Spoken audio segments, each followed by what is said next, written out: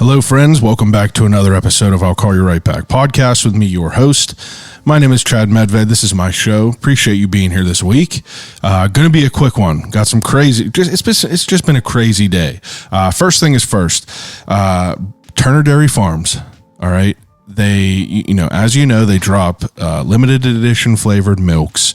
Everyone knows that their chocolate milk, top tier. Pretty much any of their limited edition flavors are a hit. But this week, they are dropping a brand new one. It is currently on the shelves, candy bar flavored. I think, I'm not necessarily sure if you could say that it's supposed to be like a Snickers type of flavored, but, maybe that's copy infringement. Who knows? Who knows the fine details? But at your local bodega, run on down now, grab yourself the brand new limited edition milk, candy bar flavored. I haven't got it yet. My place hasn't had it yet. Been there twice, and they haven't had it. But the lady that works there said that they should be getting an order in this week, and then I will have it in my grasps. But until then, I've been seeing rave reviews about it, but I can't wait till I can get my hands on it. But like I said, it's been a crazy week this week. Last week I took off. Wife was, we went to Toronto. Wife ended up getting COVID. It was just a mess. And then today, the last couple days, okay, so I'm going to break it down for you just because this is a Pittsburgh alum that I've had on the podcast. But the last couple nights, I've been walking out on my porch and seeing what looked to be rat droppings or mice droppings on my step. And I'm like, why is it just on this one step right here? It's like very weird. So Antoinette Googles it and it says, oh, you probably have bats. Okay. So I'm like, great. I got bats in my house. So Zach from Pittsburgh Wildlife Management. All right. I had him on a couple years ago. Actually, this is how weird it is. So I had him on a couple years ago. I know him from having him on a couple years ago. So I take a picture, I hit him up and I go, brother, this is poop on my porch. Is it from a bat? And he said, 100% it's from a bat. Okay, so this is last night. So he says, I'll be out tomorrow. We'll check it out. I look under this, little shutter type decor that's on the outside of my house. And of course, a bat just chilling right in there. So Zach pulls up and this is literally just, an hour and a half ago, literally just a couple minutes ago. And it was wild to just see right there. Little brown bat. He pulled this thing off, grabbed this bat, flew right away. There was a wasp nest in there as he was trying to do it. But moral of the story is, if you got bats, hit up Pittsburgh Wildlife Management because 5-star review right here from personal experience. Today, literally a couple hours ago, he just left, and it was wild to see. Definitely wild to see, but. All right, the reason that everyone is here this week, we got a crazy week because, this week I sit down with Will Loevner. Will Loevner was a guest on this podcast. I think he was on episode like 162 or 163 a couple of years ago. And, he is an ultra endurance off-road racer, cyclist. I'm not really sure the terminology that he might subscribe under, but this dude is an animal. So last time he was on, we talked about the feat that he was working on then. So back a couple years ago, he just finished this thing called the Wilderness 101, but he did it 3 times. It was a 101-mile loop up 10,000 foot of elevation, and he did it 3 times. He just did it 3 times in a row. 32 hours it took him. So that first episode was just about that. I thought that was crazy back then. But this week, the dude is an absolute animal. So basically what he specializes in is going to the deepest, darkest parts of your mind and just, overcoming any sort of physical or mental pain, and competes in these grueling, mountain bike race, gravel race, just like ultra marathon type races. Like this dude will be racing 24 hours in a row. the whole episode is crazy because we talk about him competing in the 24-hour mountain bike worlds that was in Italy. That happened a couple months ago. He placed third. This is the first time he ever did it. He placed third out of 200 some people, over 22 countries. We talk all about it. But then, I forgot that he even did that, because the reason that I asked him to come back on is he just got done with a bike trip that was going from Canada all the way down to New Mexico. Yeah, you heard it right. 3,400 miles over 42 days. And the dude is just, him and his buddy John, they left 42 days before this, and then they rode from Canada down to New Mexico, camping out overnight, just literally within, feet of grizzly bears, bighorn sheep. It was just an insane time. But I wanted to have him on to talk about that. But then he told me, oh yeah, I did the 24-hour world. So that was the whole another part of this whole conversation. But I got to stop, trying to convey what we talk about in this episode and just hit play and listen to it. I'm not even going to talk your ear off anymore. But it's a wild one. These are the type of people that it's motivating. It's it kind of is kind of makes me feel like a piece of shit, honestly, because I complain about one thing, but this dude is just absolutely ripping it. They're riding 160 miles in a day and, just up all this terrain, up mountains, and it's just absolutely wild. So without further ado, episode 215 of I'll Call You Right Back podcast with Will Loevner.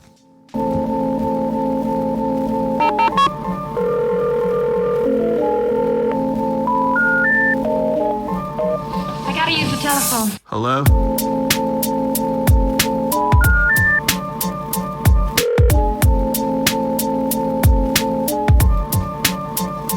Telephone. I'll call you right back. Call you right back. Telephone. I'll Call You Right Back podcast. Should I lower this, or you think this is good? Is that good for you? Are you comfortable? I think so. Yeah, I don't know what sounds best. Well, it sounds good. I don't think I had a setup like this last time you were in here. The first time we recorded, I didn't have the walls painted. Oh yeah. I think I just got these wooden pieces. Yeah, I think you just did. They look familiar. Yeah, and it was just so we recorded May 13th, 2021. That was episode 163. Anyone that's listening, I talked to Will back then, a year ago, 163, and I did I wanted to figure out, I wanted to just go over what we talked about in that conversation, because it was so long ago I didn't even remember. Mm-hmm. We talked about the Wilderness 101 times 3. We talked about that whole feat, because that was a big deal at the time, but you have since completely just smashed that whole accomplishment with no problem at all. But Wilderness 101, 303 miles, 32 hours, over 10,000 foot of elevation, over that's insane. Thanks, dude. Yeah, that was the start of it all. It's that was my first really big ride, and it's ever since then I've just been trying to push that further, and just doing longer 1-day rides, and then this trip was just insane, just 42 days, but it was a totally different animal than the Wilderness one, the Wilderness 303 and stuff like that. Yeah, because whenever we talked about it before, we were kind of just talking about your introduction to ultra endurance cycling, because you were originally a runner, correct? Yeah, that's correct. And I remember our discussion kind of morphing into that, and you're how you got into biking and all that. So that's a great conversation for anyone that wants to catch up on it. Episode 163, it's out there right now. But I want to dive right back into where kind of where we left off. I completely forgot about the 24-hour mountain bike worlds. Completely forgot about that, and I was damn it. I was this is going to be so hard for me to try to fit all this into a reasonable amount of time. Yeah. But 24-hour worlds, break it down for me. Explain to people what that is. Okay, yeah. So I did the 24-hour world championship in Italy. It was back in May. So first of all, just 24-hour racing they pretty much just set out a course. It's like 10 miles to like 15 miles. And it's whoever can do the most laps in the 24-hour span. So you start at like noon on Saturday, and it's whoever has done the most laps on noon on Sunday. Where was this at? It was in Finale Liguore, Italy. I mean, I'm sure I pronounced that wrong, but it's all right. It's like an hour and a half from Nice. Me and my dad, we flew into Nice, and then we drove like an hour and a half down the coast. It's on the coast there. There's like some big mountains, and there's just amazing mountain bike riding. Now, where does that even come into your mind that you want to like do this? Because so for people that don't know what the 24-hour mountain bike world championships are, I have the list of all the accolades that came along with it. I want to run through it. So 24 hours, there was 230 miles, 31,683 foot of elevation, 20,000 calories burned, 7,000 calories consumed, average heart rate of 140 BPM, max heart rate of 192 BPM, hottest temperature 96 degrees, average pit stop 20 seconds, 1 crash, 0 bike changes, 223 competitors, 22 countries, 1 mullet. Oh yeah, had to represent. Unreal, dude. Absolutely. Just reading that whole list of things, because like I knew you did the 24 hours, but as I was going through your pictures, I love that you put, you know, like even getting ready for the Continental Divide or the Great Divide, and like, you know, your whole list of camping stuff. Oh yeah, for sure. That was so cool. But these 24-hour worlds in Italy, you placed 3rd out of 223 people. Insane. Yep. Thanks, dude. Where does this come from that you want to even get into worlds? Well, it actually all started last year. I did the 24-hour Championship of America, and I ended up winning that. And it was my first 24-hour race, and I was like, man, this format of racing, it kind of like suits my style and like what I like to do. It goes right in like with the Wilderness 303 and stuff like that, where it's like, it really comes down to like, it's just as much physical as the mental game during that race. I mean, you're out there, and for the period, it's like you're mostly just riding by yourself, and you're just like got your thoughts, and you're fighting through like, and just making it to sunrise and like pushing each lap. So I just really loved my experience doing the 24-hour nationals race. And then after winning that, the race director helped me get into that world championship race. So pretty much the last year, I've been thinking about doing that world championship race, and like just hoping, training, and like wanting to compete with the best guys in the world out there. Yeah. And so then just got in and did it. So is that something that you have to like apply for? Like, do a lot of people apply for that? I guess pretty much, I think anybody can get into the race. It's like you can sign up and you can go. But it was like the race director kind of helped me. Yeah. Like lead you through and shepherd you through. Yeah, exactly. Pun intended. Yeah. Now, I mean, for you to, you know, like you're an animal in the way that like we talked about this, it's like you are able to dig deep into your brain and into your mind and like kind of just like, you know, keep them demons out of just like that pain and everything. I mean, like from our last conversation, you thrive on it. I'm curious to know, like, the 24-hour worlds, like, were you scared going into this? Yeah, I think that's the thing. It's like after the Wilderness 303, it was like my first experience doing that stuff. And I was like, man, like now maybe in the future, like stuff won't be as hard. And I went out to Kansas and did this Unbound XL race. And in that race, I ended up breaking my hand 200 miles in and riding the last 150 miles with a broken hand. And after that race, I was like, I just dug so deep. It's like nothing else is going to be hard again. Yeah. But I think that the cool thing is like continuing on with these races. It's like still every race, like I still get negative thoughts. Like at 3 a.m. in the morning when I'm like exhausted and you're tired and like you're throttled yourself for the last like 16 hours. It's like those thoughts still come in, and it's like, and you still got to go out and conquer them. So it's like, and I think that's what keeps me going back for more is like, there always is the challenge.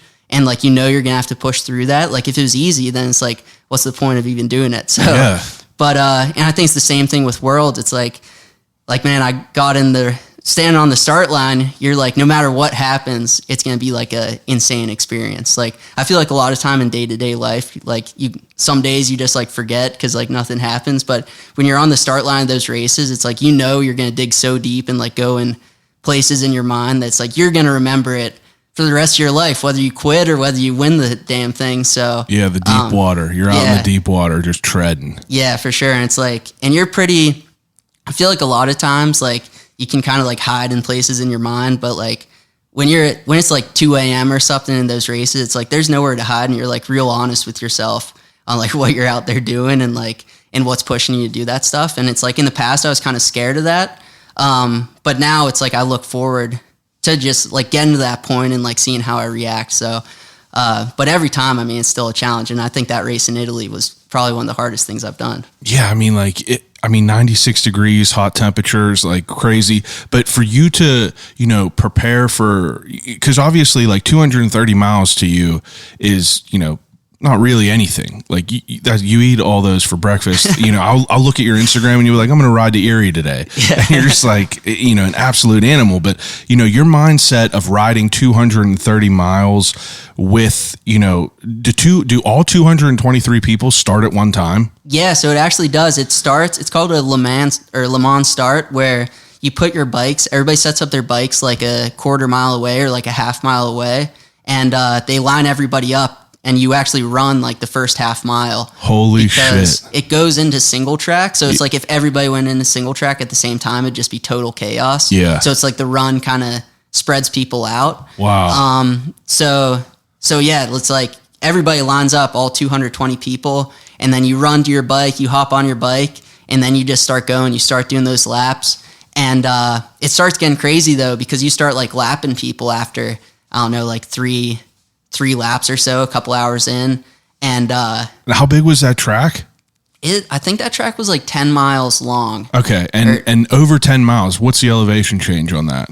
I heard it might have been like 8 miles with 1,300 feet of elevation gain, because I think I did 31 laps and ended up doing like 230 miles. So wow. Yeah, I don't know what the math is, but yeah, there's a lot of climbing in that course, which the climbing is what suits me. So I think that's part of the reason why I did well out there. Now, for you to jump into that and like kind of prepare yourself mentally, what's different from Worlds from your previous races? Like, do you prepare mentally for that? Do you prepare differently mentally? Because like, obviously these are world championships. So it's like, you're not competing with people just in the US. This is like everywhere. And I mean, like, these are the best of the best, I assume. Yeah. So, I mean, how do you go into that? Do you feel like that you're someone that's just like having imposter syndrome? Because you're technically kind of new into this sport still, right? Yeah, for sure. I mean, I think it's pretty crazy on the start line.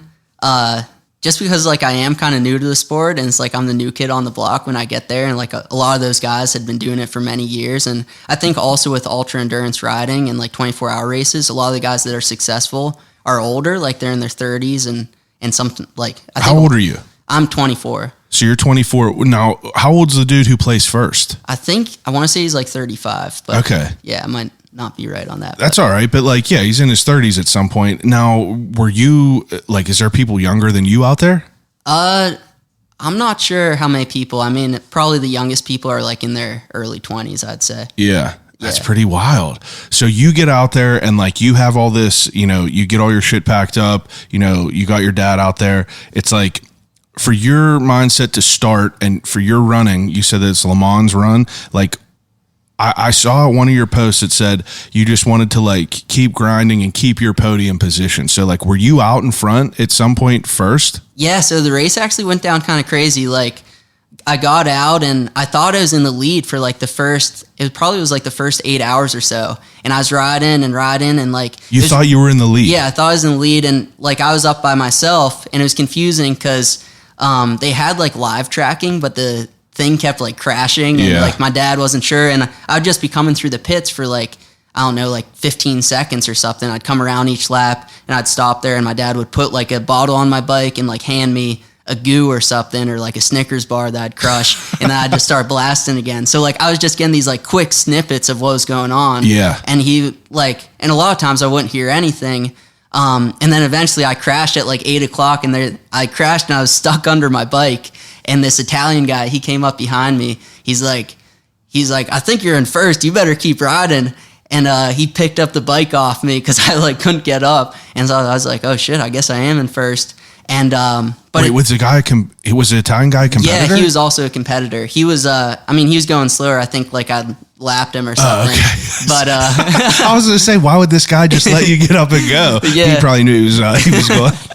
But it actually turns out there was another Italian guy that had got out front early on, and he was up the road. So I was in second place. And then during the night, the guy in third place who ended up winning, a Canadian guy, he ended up passing me. I didn't even see him pass. That's the crazy thing too in those races. Is I was just gonna say, how is that even possible without you? Like for you running up to your bike, Yeah. you had to get up there pretty quick. So someone was just way quicker to get their bike and get up there. I think what it was is early on in the race, I was in a pack of like a couple guys, and someone pulled away. Yeah, someone pulled away, and I just didn't notice. And then the Canadian guy that ended up winning, he's like, I think somebody's up the road like 10 minutes. But he's like, a couple years ago, a couple Italian guys just took off and they all dropped out after like 12 hours. Wow. So I didn't really know what was going on with that.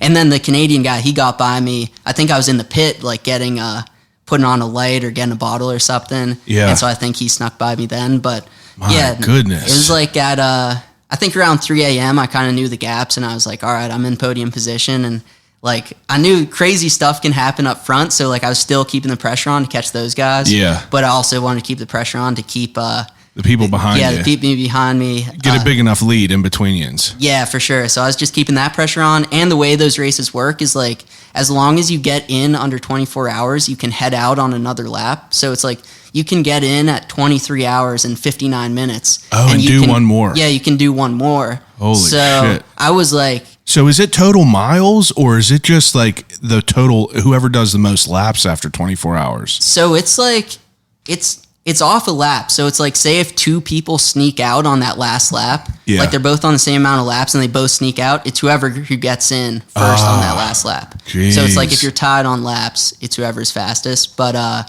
so I didn't want like somebody else. I didn't want to finish at like 23 hours, 59 minutes and like somebody sneak out on another lap. Yeah. So I just kept pushing and I ended up riding like 24 hours and 50 minutes or something. Cause I got in at like 23:50 and my dad was like, you gotta go, you gotta get on another lap. So, wow. Ended up heading out again. Jeez, Kill's talking about it. It's crazy for you to, just jump into this and like for you to, like whenever you're like, oh yeah, I could have a podium position right now. It's like in your mind, does that just like add fuel to the fire where you're like, I'm getting this? Like, is that your mindset when you think of that? Or are you kind of just like, I gotta, I feel these people behind me running up. Like, do you not, like, how do you think of it?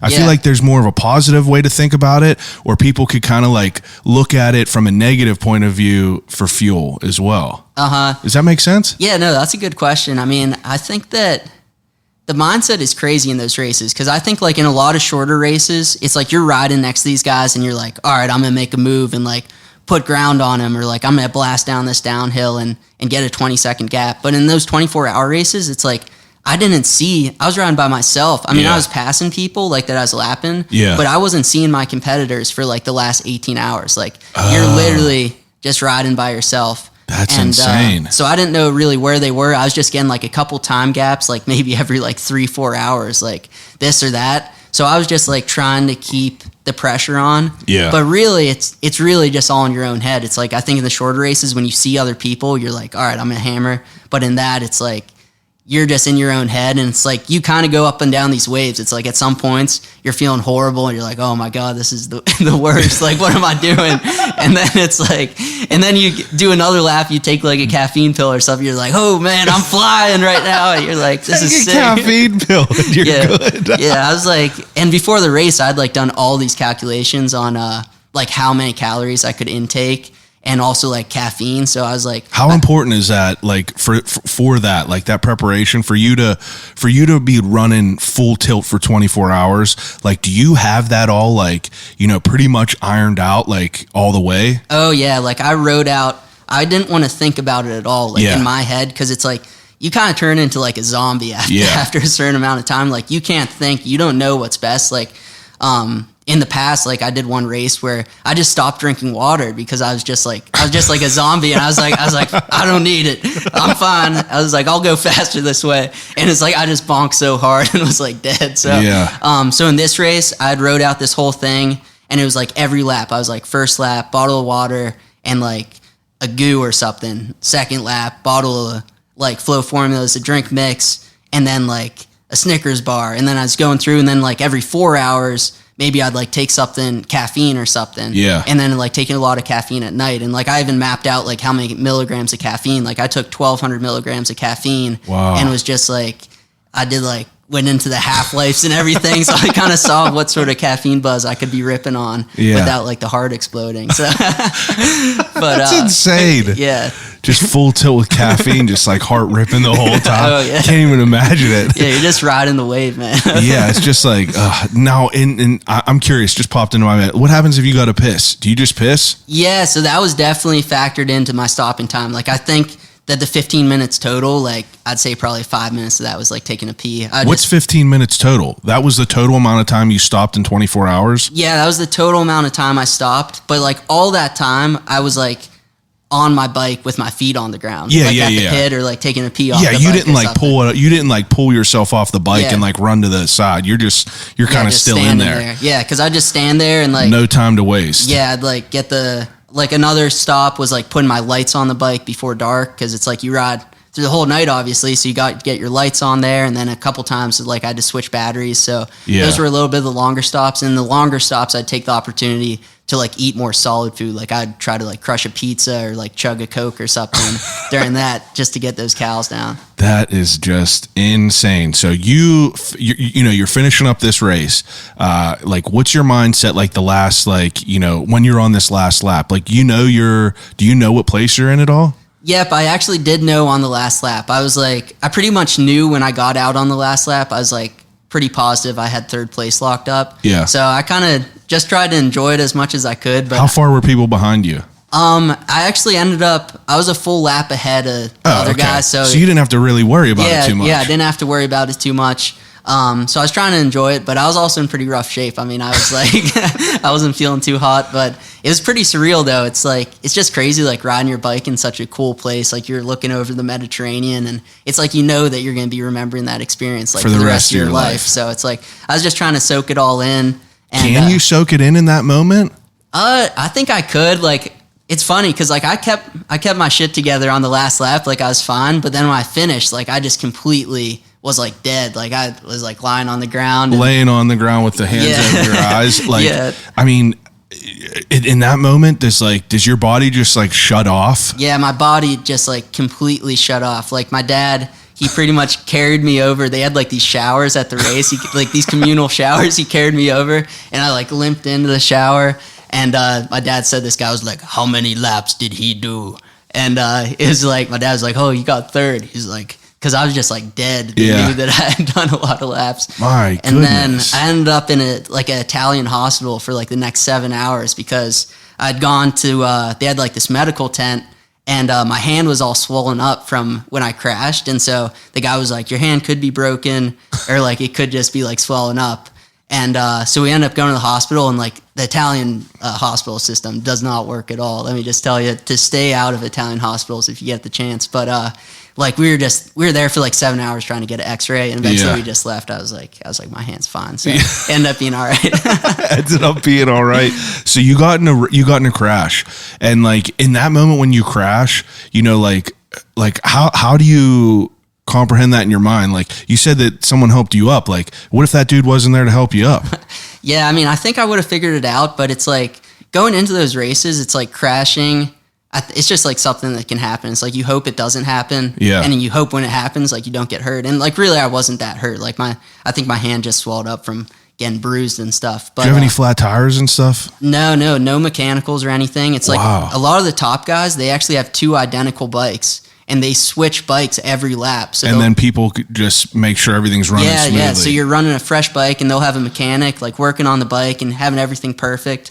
And I brought two bikes to Italy, but it's like I just bought this new bike, and it's like I love the new bike, and it fits me better. So I didn't want to get on the other bike, so I just ripped the one bike the whole time pretty much. Wow. With that, yeah. Now the two people that placed in front of you, like, are those people that you knew of? Like, are those big dogs? Yeah, I knew of the guy that won. He's this Canadian guy, Corey Wallace, and he's won it 4 times. So like, oh wow, yeah. So like he was the guy to beat. And this is your first time, and you're just like, you're up there with these veterans, just like, I'm right here, baby. I'll see you next year with this mullet. Hell yeah. So next year it's in Australia. So Oh I my definitely hope to be down goodness. there. Every year it goes back and forth from like the northern hemisphere to the southern. So Wow. So I think it's like in Australia next year, and then What's the elevation out there? in Australia I don't think. No. In Italy. Oh, in Italy. Whenever you were out there, like, is it crazy? Is the elevation weird out there? No, the elevation's not super high. Like, Okay. It's on sea level pretty much, and then you just climb up like the mountains from sea level. Yeah, I would So- have no idea. I had no idea. Wow, what an insane time! Like, and while you're over there in Italy, like after you're done with this race, do you have a minute to like kind of enjoy it over there, or you come right back? Well, I got like super sick after the race. I got like my family, my mom actually came and my sister, and like she had this cold when she came over. And I think I got that cold. And your immune system is just like so beat down, and Gotta like your be body beat. is just like smoked. So yeah, I was like sick for like the next 3 weeks after, just in between. I also think like getting in that like huge 20,000 calorie debt. Oh, yeah. Like you're losing weight for like weeks after those races. Like even when you're eating a ton. So Yeah. I was pretty beat down for a while, but yeah, I tried to enjoy myself in Italy, like walked around and saw the beach and stuff. Oh yeah. Yeah. That's awesome. Jeez. That's just like, that wasn't even the big, I mean, that's a huge feat what you did, but you got back from, so in between after these worlds, I thought it was interesting that I read that you pulled out of the Unbound XL. Yep. And I wanted to bring it up because I feel like that speaks a lot about your mental. And, I feel like that you are crazy enough to be able to dig down deep and push and like really not have any quit in you. But like you're intelligent enough to know whenever your body needs some rest. Yeah, And for like, sure. was that hard for you to pull out from that? Well, I think what it is like, I think when I first got into this, I was just like, oh, I'll do this, I'll do this, All I'll of do them. this. It's like, I'll do all of them. But I realize now, it's like after a year and a half of doing like the really big stuff, it's like, you got to be super invested you got to be all in to be successful at stuff. It's like, and I think it's just like, it's all in your mind too. It's like maybe physically or something. I mean, after Worlds, I physically wasn't ready, but it's like your mindset. Like when I went to Italy, I was like, I'm going out there and I'm going to just rip it. Like, no matter how bad it hurts, it's like, I'm going to get it done.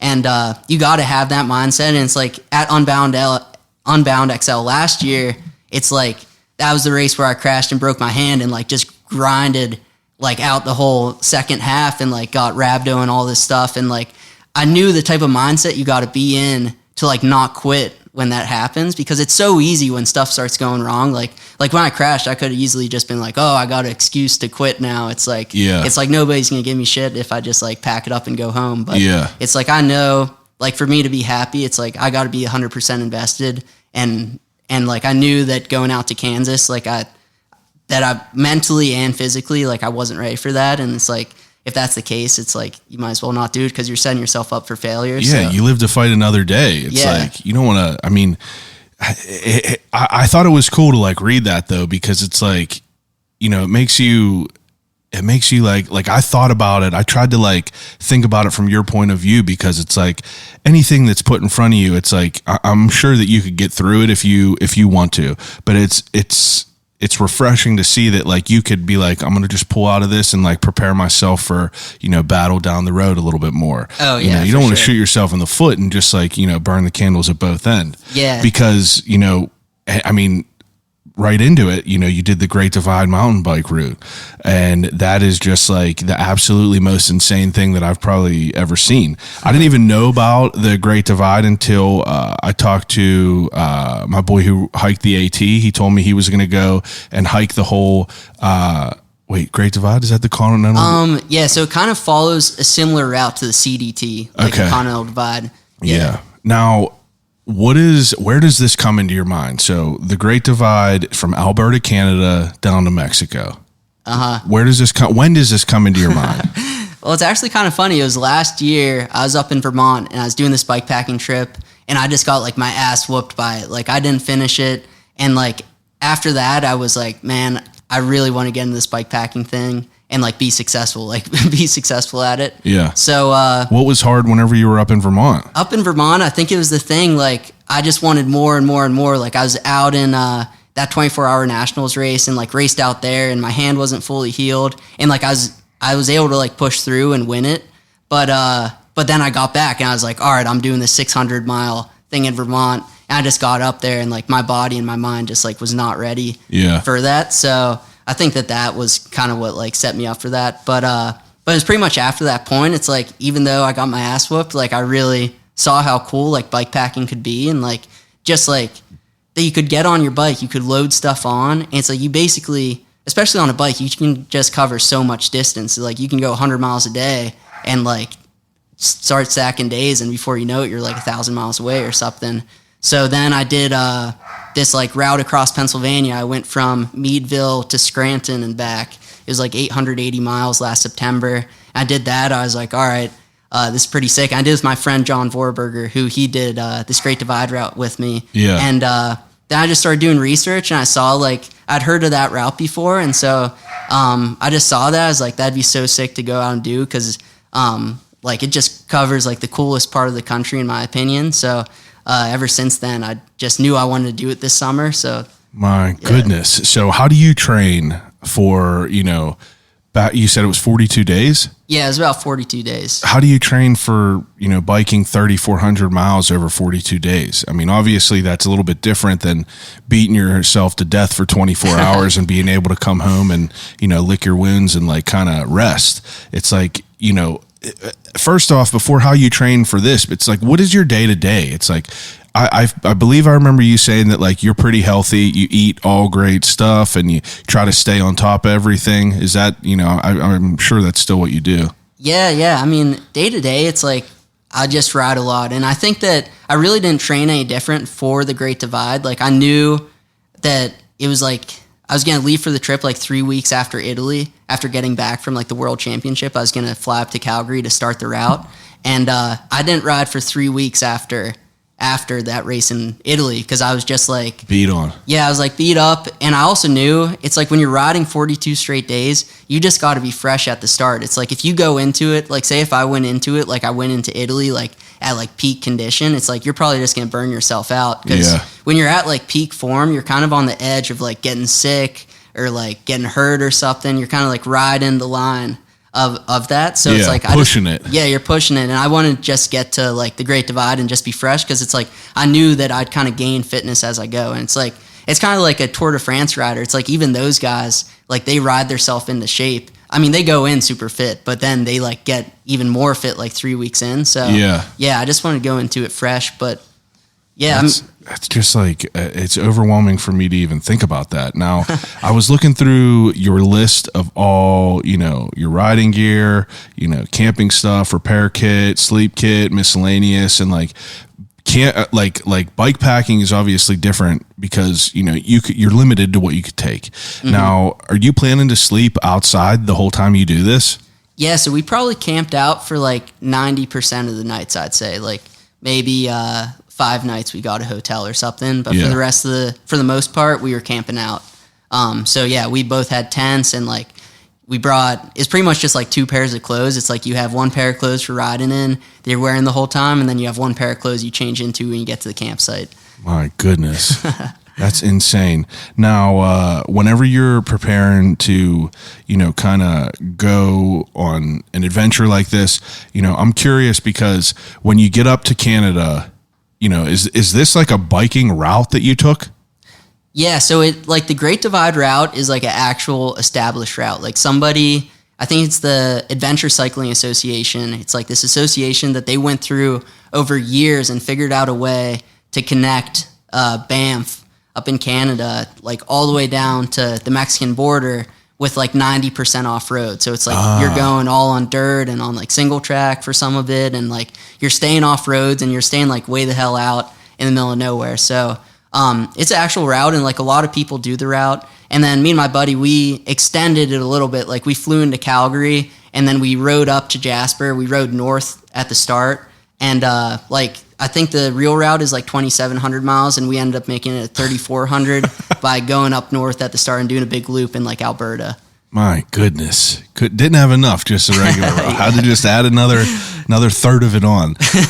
Now, for you two, kind of you're getting up there and you're going and you get up to Canada and you're getting ready to take off. Like, do you have this kind of marked down as far as like how many days this should take, how many hours per day, when you want to finish, or is this kind of like a mosey about? Well, we had booked our flights back from El Paso, so we were like, all right, we got to be at the Mexican border at this date. So it's like no matter what happens, we're getting there then. Yeah. But yeah, it's weird at the start though, because it was like so far off. Like I've never done something where like the finish is just so far. Like I wasn't even thinking about Mexico. Like for whole first 800 miles, it was like in Canada. So I was like, all right, just get to the U.S. border into Montana. And then we would just do math. We'd like calculate. We'd be like, all right, we rode 100 miles today. Like we got to average 90 miles now to get to the border or something on time. So we were just kind of doing averages. And then finally, once we got really close to the border, it's like we're like, all right, we're making it here and then here. And then we're making it to the finish. My goodness. Now, for you to ride it the first day, it's like, do you start off and you're like, all right, we're going to ride 100 miles today and then like just, set up camp? Yeah, so it was the first day riding out of Calgary. It's like we knew that there's no camping, like wild camping in Banff National Park. So it's like you have to camp at these campgrounds. So we're like, all right, we're making it to this campground to camp. And we got there, and the campground was like surrounded by like electric fence. And we're like, this is pretty weird. And it's for grizzly bears and stuff because I guess where the campground is, it's by a lake and like by some big mountains. Yeah. And so like a lot of bears would kind of walk through this corridor down there. Yeah. So that was kind of like a little eye opening, but, and then we kind of knew like the first couple of days we'd planned out a little bit. And then once we got into it, it's like stuff would happen where like we'd ride 160 miles one day and then we'd be ahead of schedule and then we'd ride a little bit less the next day or something, but we just go with the flow. Wow. Now, where like I feel like the main things you got to think of is water and food. Obviously there's other things to think of, but what are you doing for water in this situation? Yeah, so for water, we are filtering all of our water. It's just like this little squeezy bag. I mean, it kind of looks like this Turner's Sawyer bottle. Squeeze? Is that what you got? Yeah, that actually is what I have. Yeah, so it's just like you fill up like a liter or something. Yeah, and then you just give it a squeeze and. It's supposed to filter out all the bad stuff. And then if the water was super sketchy, like sometimes in New Mexico, like there'd be no other water than like water right next to like cows or something. And so with that, it's like we'd filter it and then we'd add in iodine. Yeah. Jeez. Now, I mean, you start this off and you're ripping. You guys rip 100 miles. Obviously water, you're drinking that, but like, what's food? I mean, you're burning so many calories. How much food are you packing with you on there? Yeah, so it's like the way we planned it is to every day have like one resupply. So it's like we would load on our bike all the food we need for a day, and I mean.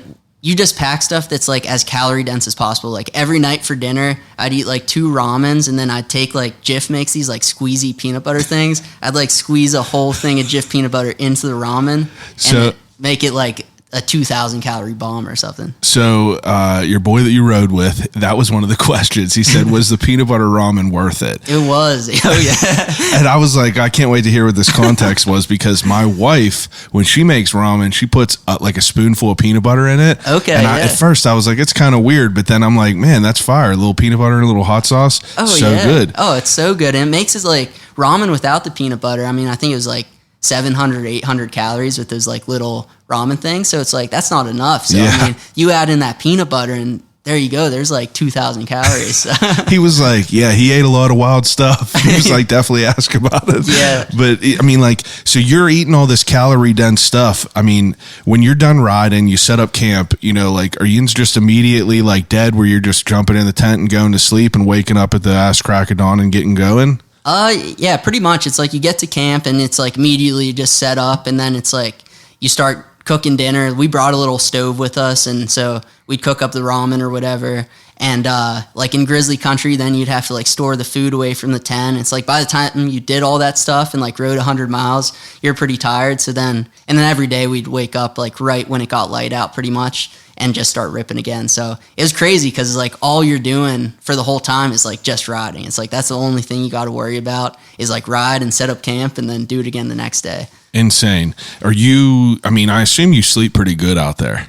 Oh yeah, I slept really good. Yeah, I was kind of surprised. I was like, I'd never slept in a tent for like 42 days, obviously. And, but yeah, I slept like a baby. I was chilling. Ripping 150 miles. I mean, I feel like you could sleep on a set of uneven rocks and be fine. Oh, for sure. Okay, so you did this on a Salsa Cutthroat. Yep, I did. Now, how do you choose your bike whenever you're doing this? How does the man choose his steed? That's a good question. I think, well, the Salsa Cutthroat was like literally made for this route. Like, they looked at the route and they're like, all right, what do you need? And the way the Cutthroat is it's basically like a mountain bike with drop bars, like a rigid mountain bike. So it's kind of like slacker geometry. Like if you're on a gravel bike or something, it's kind of like a road bike, which you're really hunched over and it's aggressive. But this bike, you're kind of like sitting up a little bit, and it's like a big frame that you can pack a lot of stuff on, and just like a really solid bike. Like if you tried loading down a road bike, it'd feel super sketchy if you had like 30 pounds of gear on a road bike. But on this bike, you load it down, and it like feels better than when it's unloaded. It just feels like really stable, and it's just super capable. I mean, it's just as capable of ripping like 50 miles of single track one day as like bombing down a hill at 50 miles per hour on the road the next day. Like it can do it all. Wow. That's what you picked, Salsa Cutthroat. Okay. Now, whenever you're like out there and, you're obviously getting into it, the first week, I'm sure is probably just like, you're in that like, that pink haze where everything's great. When does it like really start to like, become like, like a task where you're like, because I feel like I mean, I'm also making assumptions, but I feel like you in your first week, you're just like, I could see looking at the mountains, just riding, enjoying it. And it's like your body really isn't like starting to break down yet. When does that really start to happen? Well, it's actually kind of funny because, like I had no idea what to expect going into it. I was like, I did the first day and I was like, oh man, like this is about to be so hard. Like, oh, it was hard the first day? Yeah. Cause I hadn't ridden for like 3 weeks before good point. Yeah. So like my butt hurt and I was like, man, I'm sore and I'm tired. Do you wear padded shorts? Yeah, I do. Okay. Yeah. Yeah. But yeah, I was like, oh boy, I'm in for a long haul. But then it was funny. Cause like you just like got a couple days in and, just got in like a groove. You're like, I was just like, this is sick. All I gotta do is just get up and ride. And yeah, man, I just got in a groove and like the time just kind of like flew by. It's like one day I'd look at a map, like on my phone, I look at like Google Maps, I'd be like, oh, I'm in northern Montana. And then like a week would go by and you'd be like, oh, I must still be in northern Montana. And you look down, you'd be like about to go into Wyoming or something. You'd be like, oh shit, I covered a lot of ground. But I mean, it definitely like got in a grind, but we were just staying like consistent every day and like doing the same amount of miles. And I felt like my body just kind of got in a groove. I was like, all right, I got to eat this much food. And I just kind of learned as I went. I think that was the thing is like fine tuning. Yeah. Just fine tuning and being like, all right, you got to eat this much. And it's like, you got to get to McDonald's and get like 2 Big Macs and a big milkshake or something. You'll be feeling good the next day. So like, yeah, I was just learning as I went, and you get faster, like setting up your stuff at night and packing up your bike the next day. So, yeah. Getting a groove, that makes sense. It's like you're figuring out how you want to camp, how you want to do it, what you need, what you need, what you don't need. Yeah. What was I just going to say?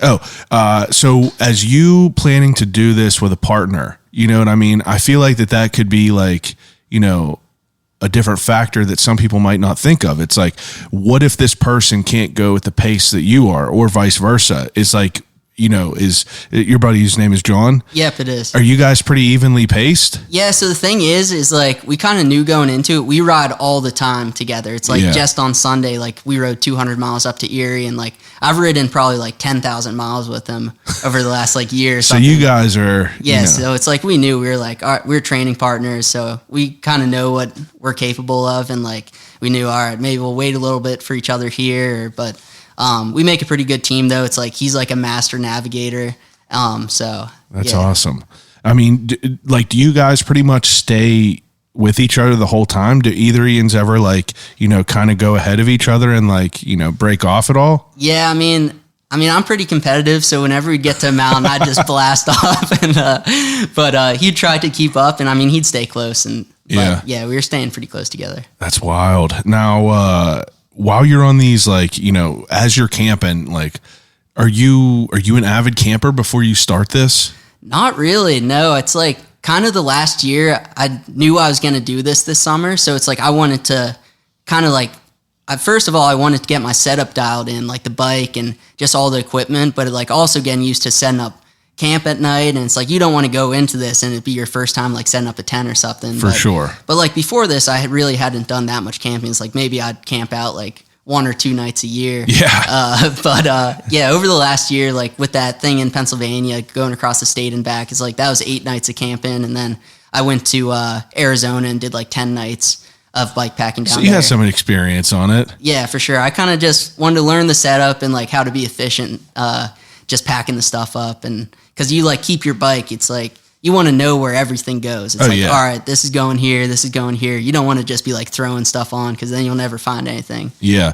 Now, for you to, you have your riding gear, camping gear, all this shit, repair gear, everything, how long did it take you to kind of figure out your list of stuff that you were going to take on this trip? Because obviously you want to pack as little weight as possible. Mm-hmm. Now, how do you go through on what you need, what you don't need, what is a necessity and shit like that? Yeah, so I guess I watched a lot of YouTube videos. I mean, there's a lot of stuff out there. Yeah, that makes sense. Yeah, on what people have packed in the past. So I kind of like found a really good video and I was like, all right, I'm going to start with this as like the basic thing that I'm going to pack. And then I kind of just dialed it in. I was like, all right, I never used this when I was doing the 10 days in Arizona and took it off. Or like, I remember when I did the thing in Pennsylvania, it's like I brought 2 pairs of riding clothes. And it's like, the thing is after 3 days, both pairs are dirty. So it's like, you might as well just bring 1 pair. So going into this trip, I was like, all right, I'm going to save the space, just bring 1 pair.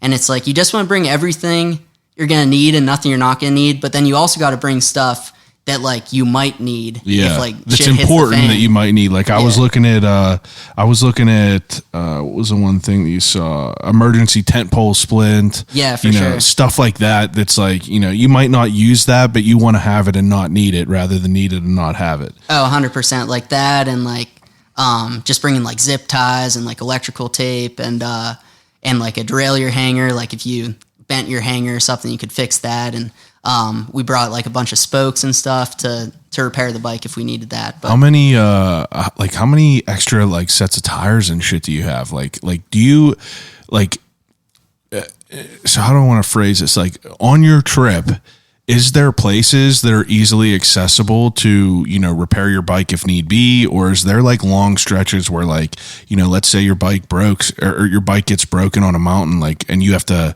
you got 70 miles before there's anything. Like what happens in that? Yeah. I mean, there's definitely long stretches where like you could easily go like 200 miles. I mean, you could go way more than 200 miles without a bike shop. It's like sometimes you'll have like a week where you're just hitting like general stores or something, like towns of like 50 people. And it's like, there's no bike shops out there. So, you definitely got to be pretty equipped for that. But I mean, I pretty much just rode the same. I didn't get a single flat the whole time. Like I was just on the 1 tire the whole time, or the pair of tires the whole time. And my buddy John, he got 1 flat up in Montana, and we fixed it we put a whole bunch of super glue on, and we like packed dirt into it and fixed it enough to the point that like we could make it. Fortunately, there's a pretty big town, Whitefish, the next day. Yeah. And they had a bike shop, so we were able to like repair that. But do you take anything extra on your bike? Like as far as like extra, you said you had spokes, but like, are you running tubeless doing this? Yep. I'm running tubeless. So I actually brought I had tubeless sealant that I could put in, and like, then you can seat the tire with like a CO2 if it comes down to that. And then if you can't do that, then you can use, we brought 3 tubes each. So it's like, you can always put in a tube. Yeah. If you need to. Yeah. If you need to, and like a tire boot and wow. All that stuff. Jeez. Now, whenever you're camping, like you said, you didn't camp that much. Like, do you have any sort of like fear about this? Because like, I'll be 100% like, I get freaked out sometimes at night whenever I'm camping in the woods, and like, you're just hearing shit, and like, I'm looking at your Instagram and you're posting pictures of like these bighorn sheep that are literally like 10 foot away from you, grizzly bears that are like a stone's throw away. It's like, where is your mind at in that point of view? Well, definitely like camping in grizzly country is a little bit freaky. Like it was actually last year, a lady doing the route got eaten by a grizzly bear. What? And killed? Yeah, got killed by one. Jesus. In town. So like knowing about that story and like riding through that town and stuff, we were like, We're What town was that? It's this town, Ovando, Montana, and it's this crazy little town. I mean, there's just like 50 people that live there, and they actually let cyclists camp like right in the middle of the town. Like there's like an old museum, and you can set up your tent right there. And it was something where a bear had come in, and she had scared it away with like a couple other bike packers, and then the bear came back later in the night and killed her in her tent. So Jesus. it's like knowing that we were being like super bear safe. And Did you have any weapons? We just had bear spray that you buy up in Canada. It's like a big old canister. Yeah, it looks like a fire extinguisher. Yeah, kinda. exactly. So Shoots like 30 foot. it just does like a big cloud. So yeah, we had that, but no other weapons. We saw like one bike packer had like a 9mm strapped on, but he was like this chef. He was carrying like T-bone steaks with him to like cook up at the campsite. His bike weighed like 100 pounds. He's just doing like 20 miles a day. Jeez. And so he's like, when you carry the T-bones, you got to be ready to blast. Man, so I mean, like, are you to the point where you're just like, I don't know, I feel like I can't read you. Like, do you get scared in that moment? I really wasn't too scared. I mean, I think the fortunate thing is like when you ride 100 miles, it's like as long as the danger isn't imminent, you're kind of just like whatever. Yeah, you're just chilling. So plus, you got someone with you as well. Yeah, so that's cool. Yeah, I think doing it solo, I would have been a little bit more freaked out for sure. Like, yeah, talking to my boy Pat who hiked the AT, it's like the first time he ever camped out was like whenever he started the AT. So it's like you're just like gonna start camping for 4 months and trying to figure shit out along the way. Yeah. It's like that would give me an insane amount of anxiety. I mean, like I camped my whole life with Boy Scouts, but it's like for someone to just kind of like throw themselves into that is just, kind of wild to me. But, you seem to, fall right into it. Now where are you, you're just camping out. Is there anything that you encountered that you didn't expect that you were like, kind of threw you off? With the camping, I mean, I'd say probably the scariest thing that happened while camping is like we got into this campsite. It was actually the first day we got into the U.S. and it was like this super remote area north of Glacier National Park, just this big national forest up there.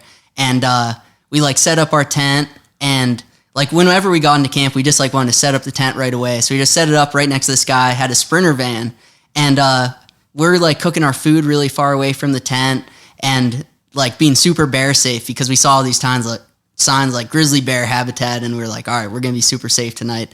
And then of course the guy in the Sprinter van starts cooking like this big barbecue, and we're like, oh shit, you could just like smell the roasting meat so far. So we're like, all right, we're gonna sleep way better tonight. Let's just like move our tent over. So we saw there were some other bike packers, and we like moved our tent over to where they were camping, and like everything was good. We were talking with them, and like eventually it was like 9:00, and like I was like, I'm going to bed. So I got in my tent, and just as I was about to doze off, I hear outside my tent they go, bear, bear, bear, and I was like, oh shit. And like I had a rain fly on, so I couldn't see what was going on outside the tent. So I was kind of laying there, and I took my bear spray, and like there's this little safety clip, so I like took off the little clip, and I was ready to blast. I didn't know what was gonna happen, and then eventually like I peeked out to make sure like the bear wasn't like right there or something. And eventually I got out. I saw the bear wasn't right there. I talked to them. They're like, a big grizzly just walked like 50 feet away and was going towards the guy in the Sprinter van who was cooking all the stuff. And I was like, thank God I moved my tent away from there. But and then we were standing there, and then like these people from the Park Service, they walked over, and they had been like clearing trail for like a couple days and been camping out. And I was expecting these people to be like not scared at all. Like they must see this shit all the time. Yeah, every day. But the guy was like all freaked out. He's like, the bear's definitely still here. I was like, oh no. And so it's like, if you're scared, I was like, I need to be more scared. For sure. And he got out a chainsaw and started blasting the chainsaw to try to make noise to like scare the bear away. And then me and John, we just looked at each other. We're like, we're getting the fuck out of here. It's like, we're out. And so, and we had heard, like, knowing the story about the lady in Montana that got killed. And like, we had talked to these people on the first couple of days of the trip when we were really like freaked out about grizzly bears. These people who were like super experienced, they're like, if a grizzly bear ever comes into your campsite, no matter what time, just pack up and leave, because they're like, the bear's just like checking it out to come back later. It's just like doing a walk by. It's like smelling what's going on, and it's like it could come back later. So we we just packed up our stuff and we left. And Is this the middle of the night? it was, by the time we packed up our stuff, it was like 9:30 or something. But the thing is the next campsite was like 30 miles. Oh, so it was manageable to get there. Yeah, it was manageable to get there, but it actually, a big snowstorm had hit a couple weeks before. It had gone like 6 feet of snow up there. Is that the video where you guys were walking up a mountain in all that snow? Yeah, exactly. So we ended up, it was like the first like 20 miles were real easy going. But it was like the last 3 hours, we were just pushing our bikes up. It was at this point, it was like midnight, just pushing our bikes up through like deep snow for the last 3 hours of that. And they just found a little spot on the top. There's like a little patch of dirt they were able to set up at. But that was probably the craziest night of the trip. Jeez, I saw that video whenever you put it on Instagram, and I was like, "What the hell is he doing?" Because I saw you were up like that was like a serious grade of a mountain, and you were just pushing this bike up through the snow, and I'm like, "What is even happening? Like, how is he even like surviving right now?" Yeah, it's like I don't know. I mean, in that whenever there's snow and everything out there, it's like. Did you have was there any camping gear that you wish you would have brought?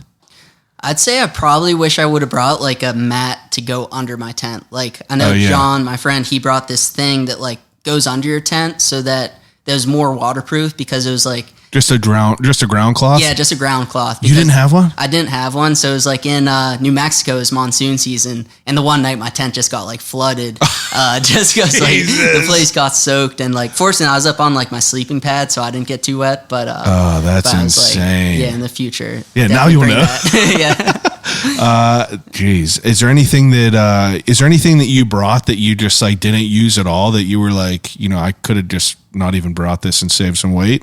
Well, I mean, there's a lot of gear that I brought that like was just for like emergency situations that like I would have brought again. But I guess like before the trip, like I brought this little pocket knife. I was like, I'm using this on a grizzly if it comes close. And it kind of just gave me like peace of mind, but I never even like touched that thought thing. about that. Yeah. Did you have any experience like on the trail with like other people that like any negative experiences, like people like, not wanting you to like ride through or anything?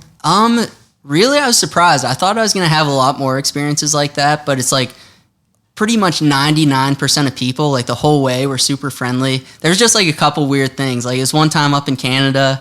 I mean, it really wasn't even like that bad of an experience, but it was just weird. We were riding along. We were in like the middle of nowhere in British Columbia, just up in the mountains. And there's this like pickup truck ahead of us, maybe like 100 feet ahead of us, just going real slow, like trolling at like 5 miles an hour, 10 miles per hour on this gravel road. And we're like, all right, we got to get by this guy. So we kind of go up on his left and like pass him.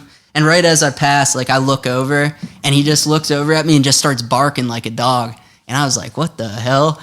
And then like 10 minutes after that, we were bombing down this hill and like this big black bear ran right out in front of me, like almost T-boned it. And my God. Like, holy shit, we got to get out of Canada.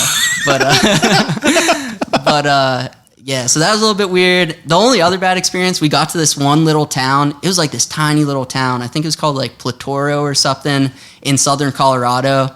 And we were like, we weren't sure. These towns were so small sometimes that you didn't know like what they had, like if they even had a gas station or something or they could get food at. So we asked the lady, we're like, is this town in New Mexico, do they have food? And this town in Colorado, I mean, there was like 20 people there. Yeah. And she was like, the town in New Mexico is she's like, this is a bustling metropolis compared to that town. Wow. So we were like, oh shit, I guess we got to like buy a lot of food here. So we bought all this food and it was so expensive. I mean, like a little crackers thing cost like $3. And then we got to the next town and there was like all sorts of food there. We were like, she got you. Yeah, she got us good on that.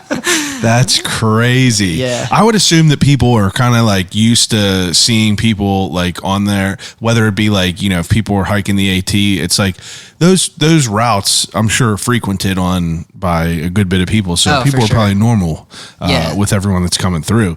Now, are you, I see on here, it said you have dog poop bags. I assume that's for yourself? That's actually for my feet. So for your feet to keep dry? Yeah. So it's like what I would use is like one day up in Canada, it was like 30 degrees. I mean, it was like 35 degrees and just raining, downpouring up in the mountains. So what I'd do is like, it's like a vapor barrier. I'd put those dog poop bags on my foot. Well, I'd put a pair of socks and then the dog poop bags. and then another pair of socks over that. And it would say steamy. Yeah, it stays like pretty warm in there. I mean, your foot just gets soaked because like it keeps all the moisture in. Yeah. But it like keeps you warm as long as you're moving and like creating heat. That stuff will keep you warm. So it's kind of the same thing as like a rain jacket. Yeah. Is like when it's super cold. I mean, I just had this ultralight rain jacket and it just gets soaked through like immediately.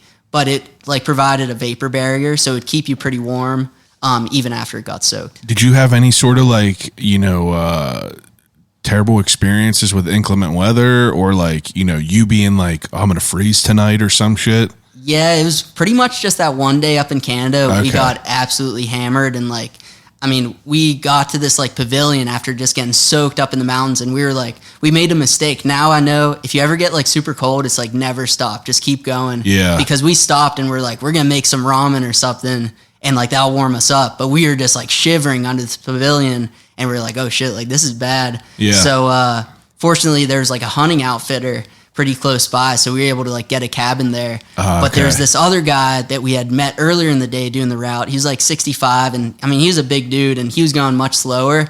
And we had known he was planning on making it to this hunting lodge, and like we were like, oh shit, we looked up in the mountains when we got there, and it started snowing and stuff. And we told the people at the hunting lodge, we're like, look, if this guy doesn't come in, it's like you might want to go out there and look for him, like he might be in trouble. And but he eventually made it in, but his hands were like blue, and I gave him a fist bump. It was like fist bumping like a dead hand. And he was like, I climbed Mount Rainier 5 times. This is the coldest I ever been. And it's like, he was like, you guys got any hot soup? I'm about to die. And so that dude's in rough shape. Is crazy. I mean, was there people that you like, that were constant along the route? Like, was there anyone that was like kind of keeping pace with you where you would see like throughout that whole route? Yeah, you definitely go like back and forth with some people. It's like people are doing it in all sorts of different ways. So the way we were doing it was kind of weird because we'd ride like 8 hours a day, but we'd just like hammer for the 8 hours. Yeah. So we were passing a lot of people, but then we took like a couple days off in Breckenridge. People would catch up. So then like people would catch up and got back by. But it's like you'd go back and forth with people for a couple days, and then like you'd kind of separate after that. That's insane. Are you like, whenever you're getting to towns and stuff like that, I think I saw pictures of you just like, you had like a box of donuts the one day. Yeah. And like, what are you eating? Just anything? Well, we'd be so excited if there's like a McDonald's, just because you could get like so much food. It's like you'd go in there, and after like going like a day or 2 days without like a big, because even when you're getting to a lot of these towns, it'd just be a gas station. Yeah. So it's like we were living off that gas station food for like a couple days, and then you'd get to McDonald's, you'd be like heaven. And so I'd just be ordering those Big Macs and those ice cream milkshakes, and so that was the shit. But it's like you're eating that and it's just gone immediately. Yeah. Probably just like, unstoppable eating in there. Or just like as we got further south, it's like we went from a lot of hamburgers to like a lot of burritos. It's like you get a lot more of that good Mexican food. So hell yeah. You just eat as much food as possible. We'd do like, we call them like calorie bombs. You get in there, you'd be chugging like Dr. Peppers and like it just as much as you can handle, and you just leave the gas station like about to die from like your stomach being so full, but you'd be like, whatever, who knows, the next time we'll have a opportunity like that, because you get pretty sick of like gas station food. Oh yeah, that's one thing. Is like, man, even getting back now, like I was all excited. I was like, oh man, when I get home, like I'm gonna be eating all this good food. But it's like after force feeding myself for so long, it's like food just hasn't been the same. So I'm hoping at some point it'll comes better. Back. Yeah. It's weird because like I talked to my cousin who he rode from here to California, like, not like leisurely, but like he was just going and like seeing sights, but he was trying to do it on like $10 a day. Oh, wow. And he was camped out every single night that he was there. I think it was like 3 months or something like that. But he was telling me what he would do is go and buy like the discounted, like the expired, like candy bars and stuff like that from the gas stations that would have them on clearance. Yeah. And he said he'd just be like pedaling 100 miles, just like shoving these Snickers in. And he was like, no matter how much you would eat, I would just be immediately starving again. Oh, for sure. And I mean, like, I couldn't even imagine because like, I mean, you probably have no body fat on you. It's like, do you feel like your body like breaking down, or like throughout this whole trip, are you feeling like pretty healthy and pretty like, did you have any like medical scares or anything like that? No, I actually felt like super healthy the whole trip. And like, I really was trying to eat a ton of calories, and like I was eating like in the morning, I have a thing of Nutella, like one of those little tubs, and I just like crush the tub of Nutella. It's like you just like pound like 2,000 calories just like as soon as you get up. So yeah, I was really staying on top of that because like doing these 24-hour races and stuff, I know it's like when you stop eating, you're done. And yeah, you got like, no fuel. Yeah, in the Worlds race, it's one thing. Like I burned 20,000 calories and ate 7,000 calories. It's like your body can handle that deficit for 24 hours. But when you start doing 42 days, it's like if you're in a deficit, your body's just going to start like breaking down. It's like you're not going to make it. So my body's feeling really good. John, he got Giardia the last week. So like he was in rough shape, like abdominally. So pissing and shit, like puking and stuff. Yeah, like puking and all that man. Stuff. So I mean, like, how does that even happen? Just like water, probably? Yeah, it's from like bad water. I mean, I kind of think we were filtering the same water, so I don't think it's from the water. We kind of had these bottles on the down tube of the bike, like on the bottom, and they were just constantly getting cow shit flung up into them. And so I kind of think that he got it from that, or like maybe cow poop like flung in his face or something. Yeah, something weird like that. Yeah, I think fortunately though, like with the amount of like goat poop I'm around, I kind of think my immune system is like pretty strong. So you already had some of that in you. Yeah, I was ready to go. That's terrible though. That would be the worst. And I mean, like, what are you doing whenever? Like, I mean, I'm sure you came pretty accustomed to shitting in the woods now. Oh, I mean, like, is that like, you know, like, what do you do with your waste? Like, are you digging holes and like burying it? Like, yeah. It's like we just like get a whole bunch of toilet paper whenever we're in a public bathroom, and then it's like, yeah, you just like dig a little hole out there. Yeah, because like someone asked like what kind of stuff are you doing like whenever you're going to the bathroom and stuff? And I mean, like, it's a realistic. Oh, for sure. It's a realistic thing that you're dealing with. Like, yeah. Now you ripping all these calories. Like, this might be a weird question, but like, does your body start working differently? Like, are you like, you know, having a bowel movement like once a week now compared to like, you know, is that like kind of like that? No, I pretty much go like once a day, but nice. Like, since we were going into town most days, it's like I was just like I planned it around the town. I was like, all right, makes sense. I'll make it there, but yeah, nothing crazy. Nothing sick though. Like, you didn't get sick at all while you were doing that. No, I mean, I got like a little cold at one point, but it was nothing serious, and like my legs felt good, and like I got one saddle sore up in Canada in the first week. I got like a pretty bad saddle sore. What is that, like a blister on your ass? Yeah, exactly. And what do you do for that? So I made the mistake is I had this like hand sanitizer. I was like, all right, I'm going to put the hand sanitizer on there. It's not going to be fun, but it's like, I got to do what I got to do. So I did it. And as soon as I did it, I was like, oh boy, this was a horrible mistake. I went running off, and I was in like just screaming in so much pain. Yeah.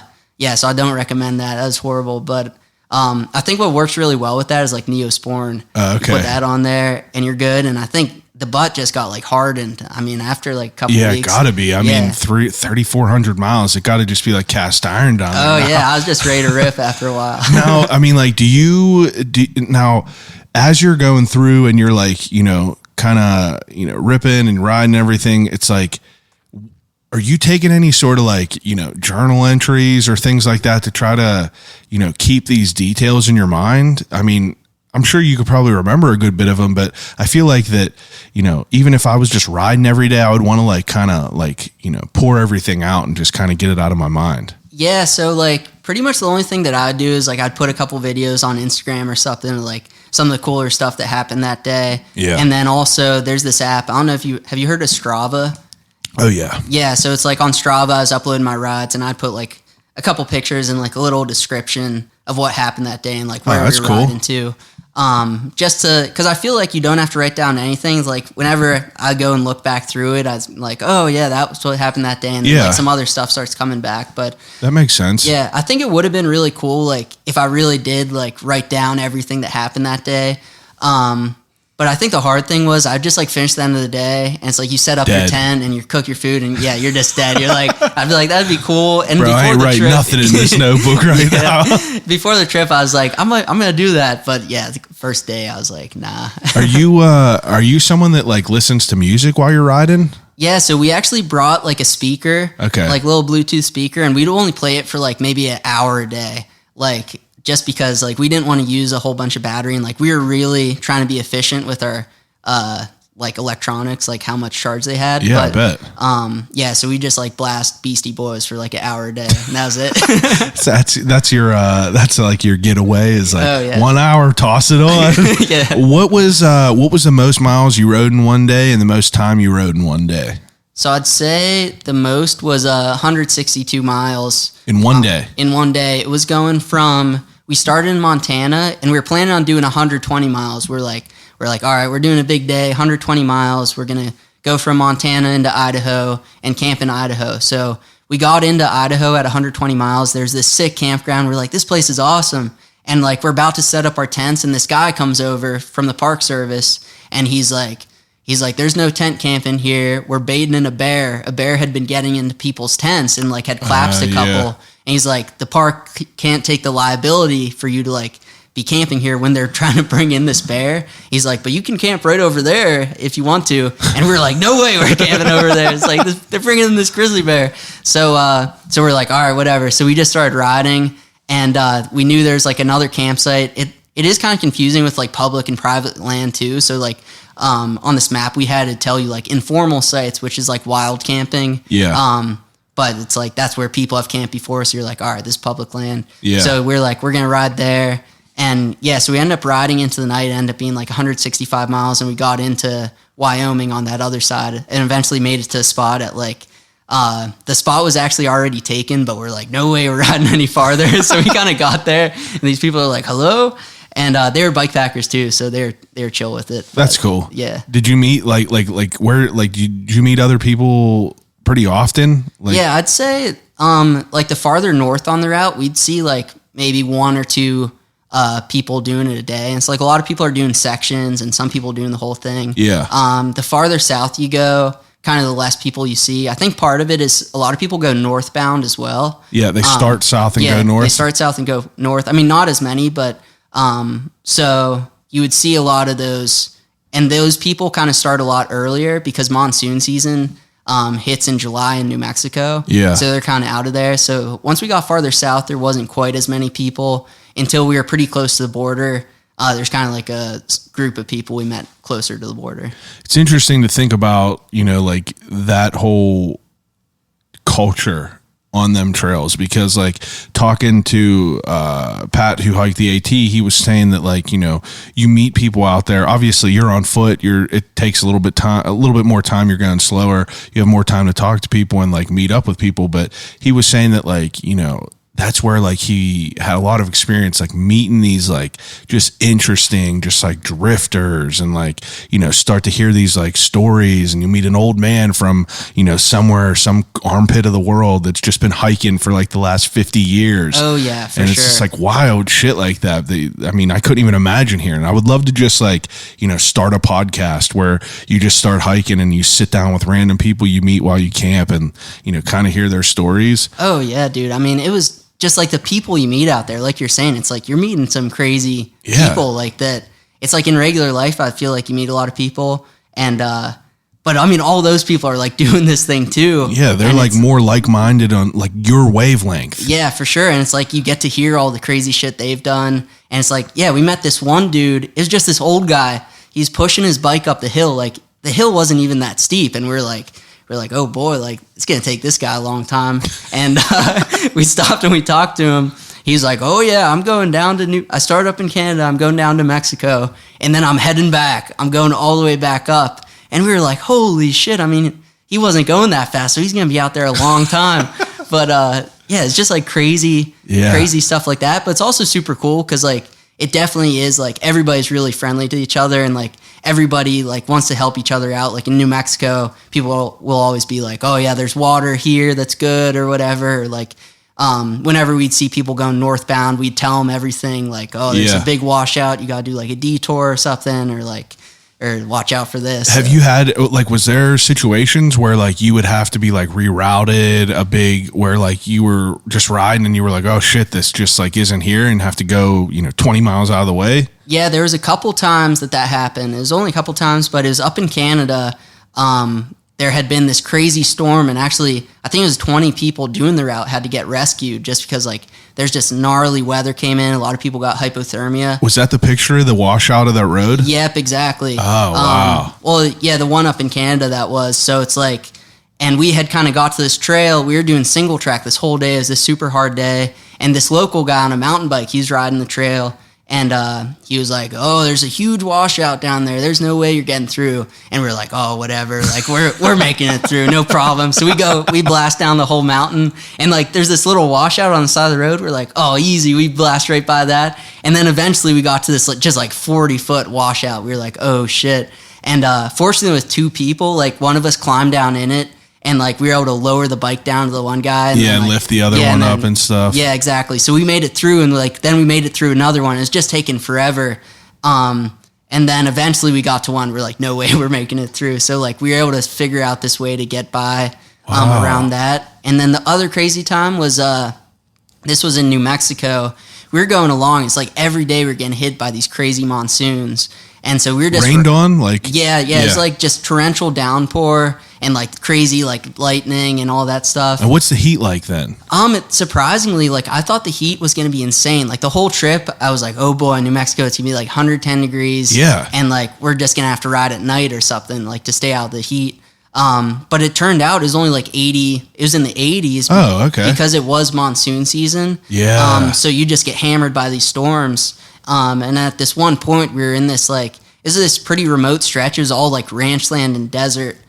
They were crossing like 100 miles, and we got into it, and this crazy monsoon hit up ahead of us. Like we didn't get that rained on, but we got up the road, and we were just riding along, and then all of a sudden the wheels just like clogged up with mud. Like both wheels just locked up. I think I seen a video of that too. Yeah. Where it just you were just pushing it, and your wheels were not moving. Yeah, exactly. They just were not moving. I'd like never encountered anything like that. Like in Pittsburgh, it's like clay. Yeah, it's like clay. It's like in Pittsburgh, you can go out and blast. But out there, like your feet like clog up. You literally could not move. So we were like, all right, we'll just sit here on the side of the road and like let the sun bake it and dry it out for a little bit. You could break it off. Yeah, and so we could break it off, clean off the bike. And then we started going again. It's like we were riding and like I ate shit like a couple times just because you'd be riding along and then all of a sudden you'd hit like mud and just eat it out of nowhere. You'd just be on skates. And then eventually we got to this just flash flood had come ripping through. And the water was rushing like really fast, but we're making it through, no question. So my buddy John, he threw his shoes across. We're like, there's only one way. So he threw his shoes, and he's taller than me. So we're like, he was the sacrificial lamb to cross first. So he walked across, and we're like, piece of cake. But he got in, and the water's just rushing so fast. It was like super sketchy. And if you got knocked off your feet, it's like you're swept away. Yeah, you're swept away because like it's just like silled and stuff. So there's nothing to grab onto. It's like here you could like grab on a rock or a stick or something. But we're like, no way we're gonna be able to carry a 50-pound bike across. Yeah, that's how much your bikes were weighing around there. Yeah, they're probably around like 50, 55 pounds. Yeah.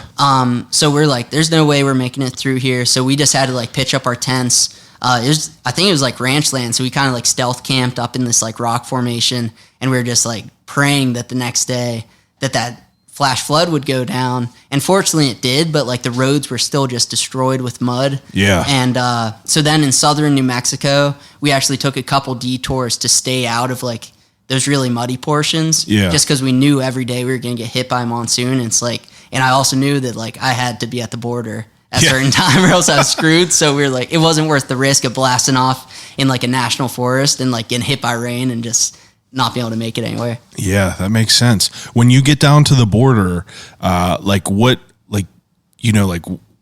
happens? Like, is there like a spot that you know that you're going to be at where you're just like, I saw the picture of you two holding your bikes up. Yeah. In that moment, like, you're just like, we're a mile away. Like, what's your thoughts in that? Yeah, I mean, it's crazy down by the border. I mean, like, the route finishes at Antelope Wells, which is just this tiny little border crossing, just in the middle of nowhere. I mean, there's the huge wall on the, like, separating the border. And like, I was surprised to see, I don't know what I expected. I thought I expected like a little like barbed wire fence or something, but it's like this massive, like a castle wall. Yeah. Like a castle wall. It's like 40 feet high. And like, you come over this hill and look down on it and you're like, oh shit, like it's serious. That's it. Yeah, and it's just like super desolate down there too. I mean, there's like a couple cows and like rattlesnakes. And Yeah. we had stayed in. You seen some rattlesnakes out there? Oh yeah, we saw two. One on the last day, just like on the pavement. They come out on the pavement because like the sun. Yeah, it feels warm. Yeah, but No dice with them snakes. yeah, for sure, they're a little freaky. Yeah. But the last day we stayed in this town like 50 miles from the border. It's called Hachita. And that town was super crazy. I mean, there's probably like 20 people that lived there, and we were just in the gas station. And the guy was like, "Oh, you give me $10 and I'll let you stay in the community center. I'll give you the keys to the community center." So like we just paid him $10. He gave us the keys, and like Jesus. we just stayed in this community center. I'd be like, what are you going to send in a cartel? It's like Yeah, for scaring the sure. shit out of me. But yeah, there's like nobody down there other than those couple people and just like border patrol. And they had like, I mean, it's crazy. They had like these blimps that were like looking. Drone types. Yeah, like- they had like cameras and stuff Yeah, on they them. had like cameras and stuff. Probably seeing people trying to run over the fences and everything. For sure. And then they would have these cars that they'd be dragging these tires behind the cars beside the, like on the dirt beside the roads. I think it was for like footprints or something. So it's shit. like, and then they'd go and like patrol and like look and see like if it was disturbed. Oh man, that's Yeah. crazy. So they would drag the dirt so there would be no existing footprints Yeah, in case they exactly. saw. That way, if they come back, they could see if there's a footprint. They know something's afoot. Yeah, but it was funny because in the town we talked to this guy. He's like, "Oh yeah, border patrol. They drag those things. It's perfect for riding my bike on." So he'd just go and he'd just be blasting his bike on those things, leaving all these tracks. Now, whenever you came in from Canada to Montana, did you have to go through the border and like, passports, and did they search your shit and everything? Yeah, so we had to go through the border. It was like a super chill crossing. I mean, there wasn't even like a town there really. Oh, okay. And you just kind of got up, and the guy, I mean, I think he'd seen a lot of cyclists, and yeah, we just gave him our passports and he let us through. And it's like that border's cool because there's no fence, but they actually like clear cut like a power line. What it looks like on the whole border, so you can kind of look in either direction. You're like, That's pretty you can wild. see it. But and then in New Mexico, it's like we got up to the border. We kind of like walked up with our bikes, and there's this old guy on the U.S. side, like a police officer looking guy or border patrol. And he was just like feeding this cat. Like he just stands there all day and just feeds this cat. There's like all these tins of cat food. Jeez. And we're like, "Can we walk into Mexico?" And he was like, "Oh yeah, I don't care. You can go in. You can go say hi to Jose. He lives on the other side." And then we're like, all right. So we went and we actually walked in to Mexico, and we didn't go like to the border station over there, so we didn't get checked or anything. Oh, wow. But then we came back, and then when we got back in the U.S., they actually like really. They questioned us at the other people were much more serious. They were like, "Did you go into Mexico?" We were like, "Yeah, I guess." Like we stepped in, and they're like, "Did you go in?" And we were like, "Yeah." So then they had to check all of our stuff. Oh, wow. That's pretty wild to think about. Yeah. I just went through my first border crossing because we went up to Toronto. Oh, nice. And I didn't know, like, the experience of that. Like, it was pretty wild to, like, obviously it's different than you riding your bike in there, but it's just like wild to see like all these things, and like it got to be a crazy job to be working on them. Oh, for sure. It'd be definitely wild. Now, when you get down there and you guys are finishing this ride, it's like, do you have like some sort of like, is it almost like rejoicing and being happy, or is it almost like, a depression that you're like, you spend all this time working towards this goal and you're like, man, like I'm going to get, like when you start off, you're like, a month from now, a month and a half from now, I'm going to accomplish this feat and it's going to be insane. And then you get to it and it's just all over and done with. It's like, how do you compute that?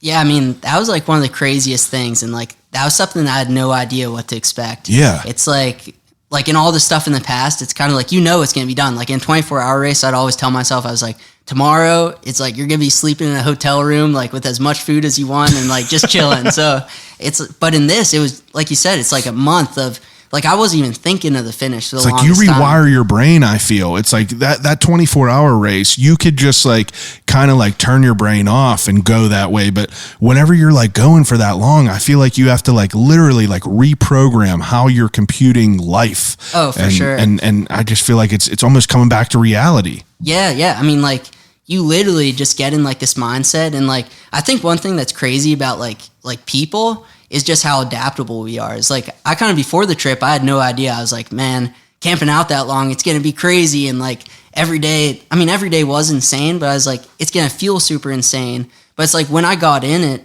it's like it just felt like it was normal after a couple of days. I was like, this is just what life is. It's like you just get up and you ride and you sleep and do it again. So it was weird getting to the border, but I was also like really happy because I was like accomplishing the goal and also just having like a great time doing it. Is like that was another thing before the trip. I had no idea how it was going to go, but yeah, it could have been bad, you know? Yeah, for sure. It's like you could have just been grinding, like could have had horrible luck and got injured or whatever. But yeah, like I got down there and I was just happy like to have a great experience. And like, do you get emotional in that moment?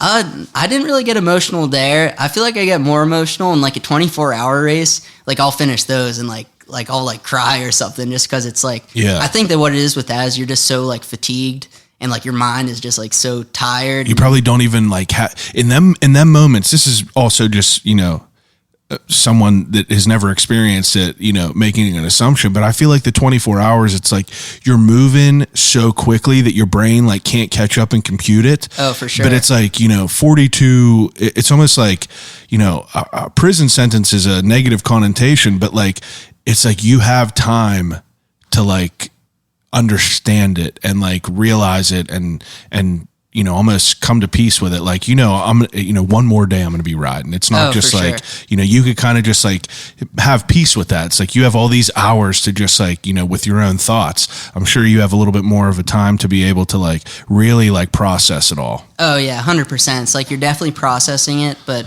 I think one thing that was weird was like, I kind of thought that as the trip went on, like I'd always be thinking like, oh, I made it this far. Like I rode all the way from there, but it's like when I got down to Mexico, I was like, man, it feels like I just left the hotel in Calgary or like built up the bikes at the Calgary airport the first day. And it's like, then it was finally when I was like, holy shit, like I actually rode all that way. And I feel like that's kind of still kind of settling in. It's like then. When did you get back? I got back last Sunday. Yeah. Yeah. So you've been back for like, you know, a week and a half? Yeah, exactly. So then the weird thing was I was like, oh, when I get back, it's all going to kind of settle in. But then it's like you get back and then you're sleeping in bed every night and like you have unlimited food. Yeah. So you're kind of like all caught up in that. And waking up to a bunch of goats. Yeah, you know, for sure. Getting some work done. Definitely. So it's like you're just getting used to that again. So I kind of think it'll take a while for it to completely set in. Yeah. But yeah, I'm still just kind of like processing it now too. I mean, in any moment of your ride, did you feel like that you weren't going to be able to go on? Like, I mean, obviously we talk about how you have to like, you know, dig deep down. And sometimes whenever you're in like the deepest, darkest parts of the ocean treading water, it's like at any point in your mind where you like, I'm not going to be able to do this. It was never in this ride. Like, okay. Yeah, in this ride, I kind of was just like enjoying it. Yeah. And I was like, this is sick. And I mean, I was like, what am I going to do? Like quit and like go back to working or whatever. After like 25 days, you're like, man, I guess I'm done now. Yeah, for sure. So yeah, not as much in this ride, but definitely in like all those 24-hour races and ultra stuff like that. It's like you always get to the point where you're like, where I'm like, man, like I don't think I'm going to finish this thing. Yeah. And it's like, but this was a little bit different. Now, where do you get like, where do you get like your motivation to be able to like dig deep in your mind? You know, people, you know, the ultra athletes, like, you know, people like Cam Hanes and stuff like that, they talk about it and they talk about how they could kind of get to it. And I know that me and you talked about him before because that dude is like, you know, just keep hammering, just like, you know, he goes into a different place in his mind. It's like, how do you develop that? Because one of the questions that someone sent was, what advice would you give to aspiring young ultra distance cyclists? And I thought that was such a cool question because, you know, you're definitely unique into the point where not everyone's doing things that you're doing. And it's like you are relatively new to this, but like you're thriving in it. And you're thriving in it because like it just speaks to your character. It's like you don't, you know, as your one Instagram said, there ain't no quitting this dog.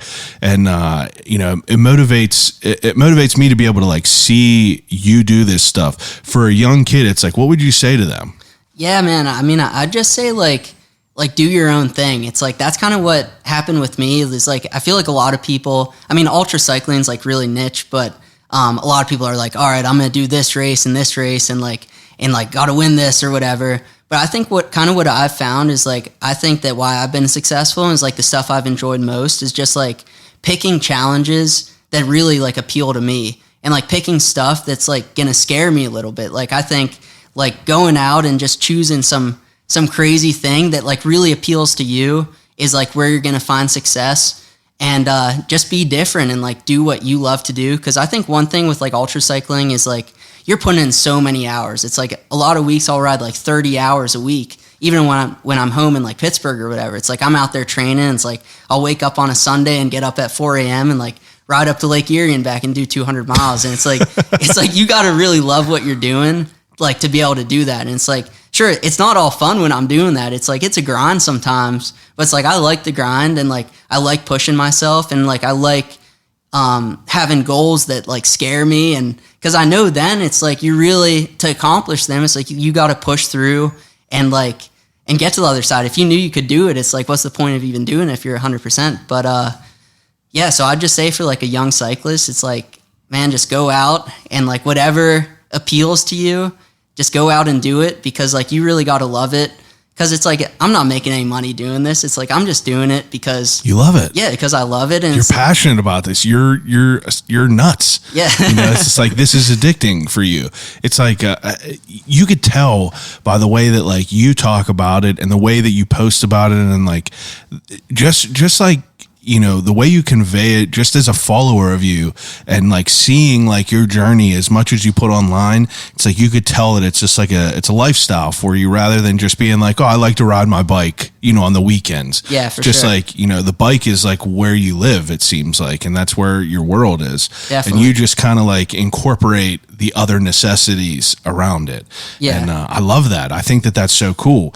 That being said, someone was like, how do you train for something like a 3,400 mile ride? This is Josh Getzoff. He's the announcer for the Penguins. Oh, cool. And he just did a charity ride that was like 186 miles, I think. And he was wow. kick my ass. So he was like, how do you even train for something like that? And I know that we talked about it through all this, but like, when you first got started, if you're someone that's just like wanting to like kind of get into this after listening to this episode, it's like, how would you, tell a new person to approach this? Like, what's a good way to approach building this in a safe and reasonable way? Yeah.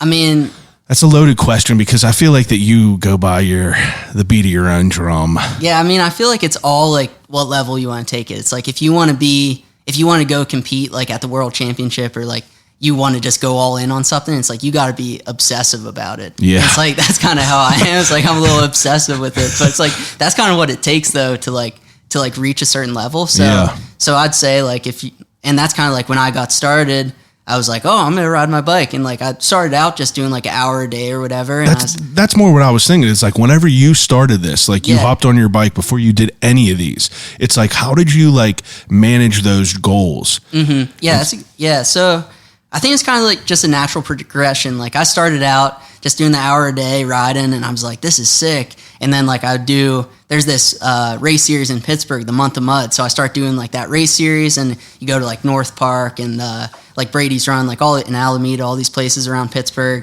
and you're just racing. So I was super into that. And then like, I forget what I did first, but I think one day I woke up and I was like, I'm going to ride 200 miles. Like I'm going to just do it. So I just like got all this food and like got a whole bunch of water and kind of planned out a route. And I just went out and did that. And I was like, oh, this is awesome. Like you can ride 200 miles on your bike, like on gravel, like through the mountains. And then after that, I was like, oh man, like if I can do that, like I could do something cool. So then I was like, I'm going to do a single track Everest where you like ride up and down the same trail for like the height of Everest. So like 29,000 feet. So then I was like, I'm going to do that. And then I feel like it kind of builds on itself. Yeah. It's like you do that. And then I wanted to do the Wilderness 101 twice. And after doing that, I was like, I think I can do it 3 times.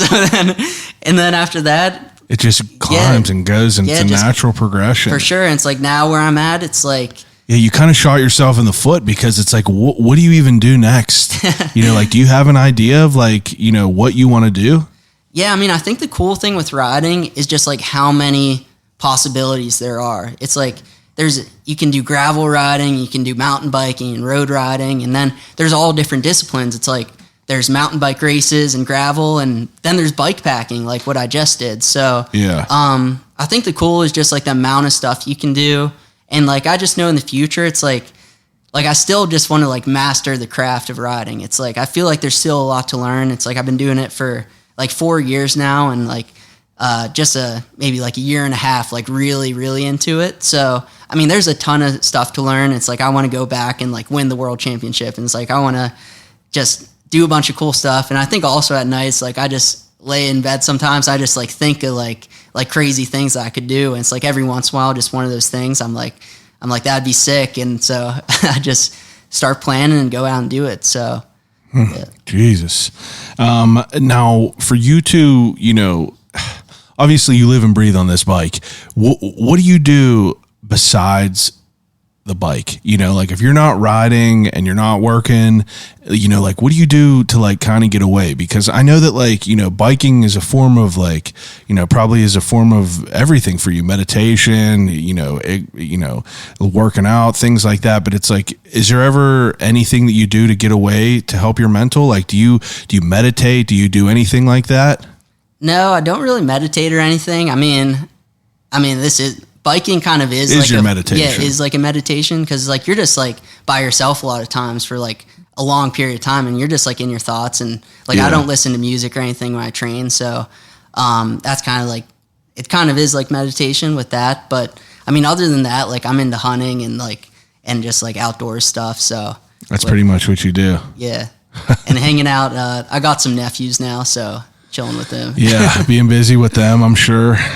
Let me see what these other answers. Okay, someone said, what's the coolest thing you've seen during one of your races or rides? That's a good question. I would say one of the coolest things for me is always like when you get to sunrise after riding like all night or something. It's just like this crazy experience. It's hard to explain, but like it was the same thing in the Wilderness 303 or like Unbound XL or any of these things, 24-hour worlds, is you're just like, you start out in the daylight and then you ride till sunset, and then you know there's just like 10 hours of riding through the dark.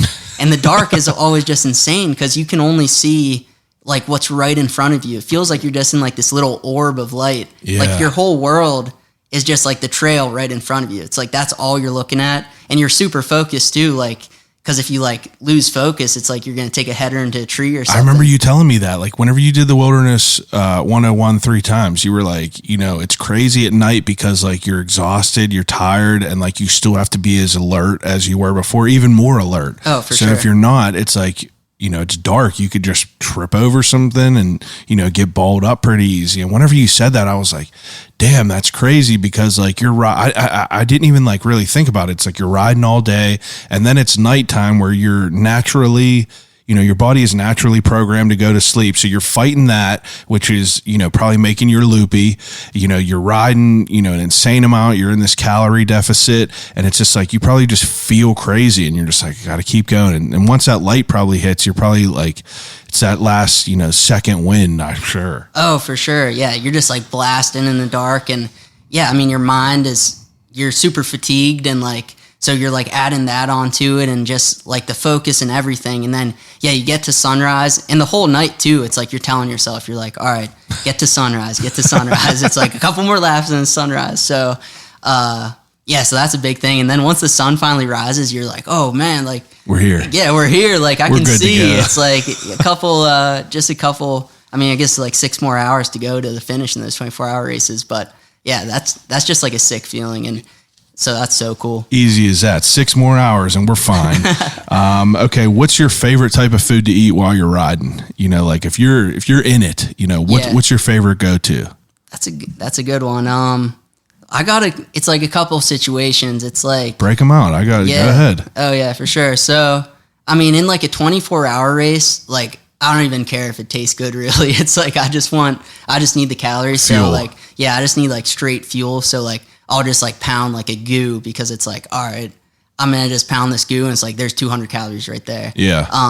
And then in a long ride or something, like going up to Erie, I gotta go with like those Haribo gummy bears. Those things are just so good. So I'll get some of those things, and I'm good to go. Yeah.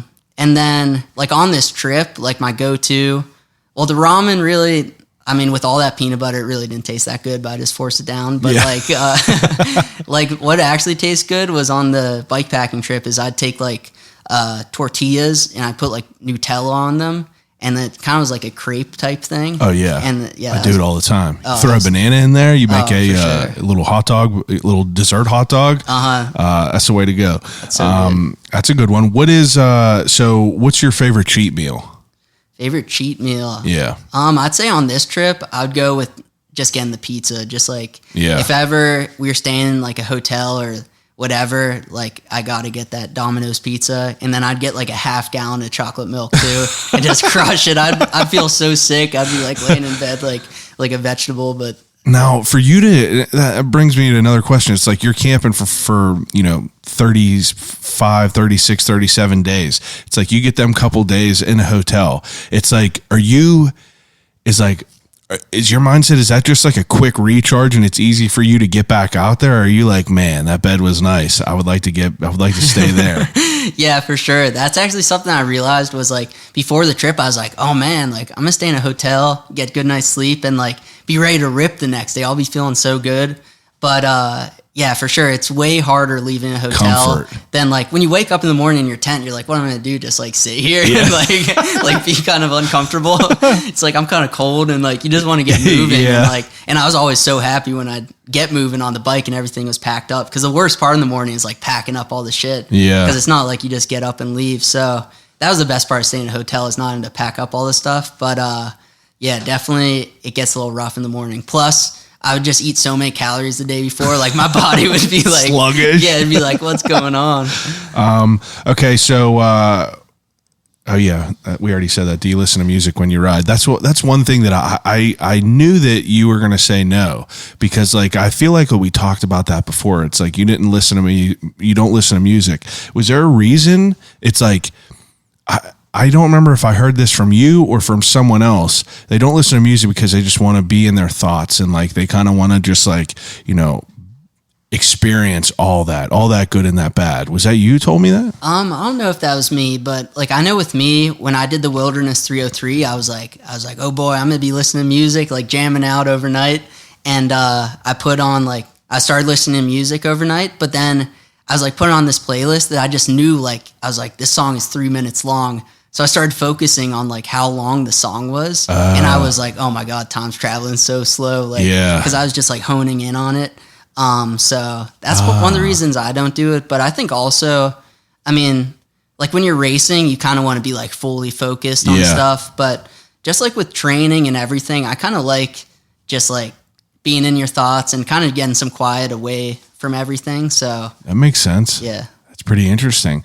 The other one said, how do you get a bike up to Canada, and how do you fly home with a bike? And you touched on it. It's like I saw the video or the picture, you guys building your bike right outside the airport. Yeah, for sure. So what we did to get up there was we just got I went down to the Trek store that used to be Dirty Harry's, and like they just had some big cardboard boxes. Like I called, they're like, oh yeah, you can take the bike boxes. Yeah, so we just packed all of our stuff in there, and then like I took a couple old duffel bags and like packed my equipment, because you got to keep the bike box under 50 pounds, because then you won't have to pay the extra. The extra. Like if it's over 50, I learned this the first time flying with the bike. Like I ended up paying like $300 total because it's just over 50. So you got to keep it under 50, and then when we got up there, we just built the bikes right at the airport, and just like threw away the cardboard box, obviously, and like threw away the duffel bags and just started from the airport. That's wild. And then at the Mexican border, I was actually able to talk my dad into flying out to El Paso, and then he drove down with like bike bags. So then we were able to build them up. I mean, like tear them down there and fly them home. But the thing is out there, it's like you're in the middle of nowhere. It's like there's no town. The closest town is 50 miles away, and like 20 people live there. So you're kind of screwed. Do you have any sort of idea on how much this trip cost you? Yeah, I didn't do like the exact math, but I would say probably like $3,000 maybe total. including the plane tickets? I don't know about including the plane tickets. I don't think so. Well, I was just curious as far as like, was that something that you were like monitoring at all? It's like, were you like, oh, I'm gonna have a budget? Like, I didn't know if like obviously you were trying to just enjoy yourself, or if you wanted to like, because people that are hiking, I remember there was two schools of thought. There's one school of thought is do this in the least amount of money you can, the most efficiently you can, and then there's another school of thought where it's like, I'm gonna enjoy this as much as I can. Yeah. And that's what Pat was saying. It's like he wasn't like, he saved up money to be able to not have to like eat, just garbage every day. He wanted to like eat good stuff so he felt good and like was able to like, keep that fire fueled. Oh, it's for like, sure. was that something in your mind at all? Yeah, I mean, that definitely was in my mind. And I think I kind of went for like have as much fun as possible. Yeah. But while being like cost effective, like we'd go to like Walmart and like buy bulk stuff just to like that makes sense to save money. But at the same time, I was like, I mean, I think it'd be one thing if I finished and was like, well, I'm going to just hang up the bike for like the next 6 months. And like, it doesn't matter then if you get to the border and you're like, lost 20 pounds or whatever. And like a skeleton, that's like, whatever. It's like you're hanging off the bike. You can just eat a lot of food when you get home. But like I got races and stuff coming up. So I kind of wanted to keep the body like from right breaking at down it too much. Yeah. Wow. So did you take any time off after this? I took probably like 3 days off. Nice 3 days. Yeah. Nice 72 hours after 42 days. How now? I mean, for those 3 days, does that just like feel incredible? For you to like sleep in a bed and kind of like have your body rejuvenate a little bit. It's like, can you tell that like your body was like, thanks for, giving me a break? Really? I was just kind of like bored. I was like, damn, like Yeah. I wish I was riding, because it's like, especially because in the trip is like every day you'd get up and you just knew it was going to be like the craziest shit like you've ever seen in your life. Yeah, it's like you're it's just riding through the Rockies, like Down a mountain and Yeah. these bighorn sheep running around. yeah, for sure. And also it's like you don't know where you're going to get to that night. It's like, well, we could be camping in Idaho or we could be going to Wyoming or whatever. It's like, so Wow. there's just so many uncertainties that it just really keeps you on your toes. You're like super engaged. So I think when I got home and like was just kind of sitting around for a couple of days, That makes sense. I was like, my brain was just kind of rewiring a little bit. I mean, I think it's the same thing with at the start of the trips. Like first couple of days of the trip felt crazy. Yeah. And then it's like you kind of get in this rhythm. And I think it's the same thing with getting home. Yeah. It's like first couple of days at home, I was like, whoa, this is super weird. Like, but now, I mean, I'm kind of getting back in the groove. I'm like, oh yeah, this isn't too bad. Were your parents freaked out while you were gone?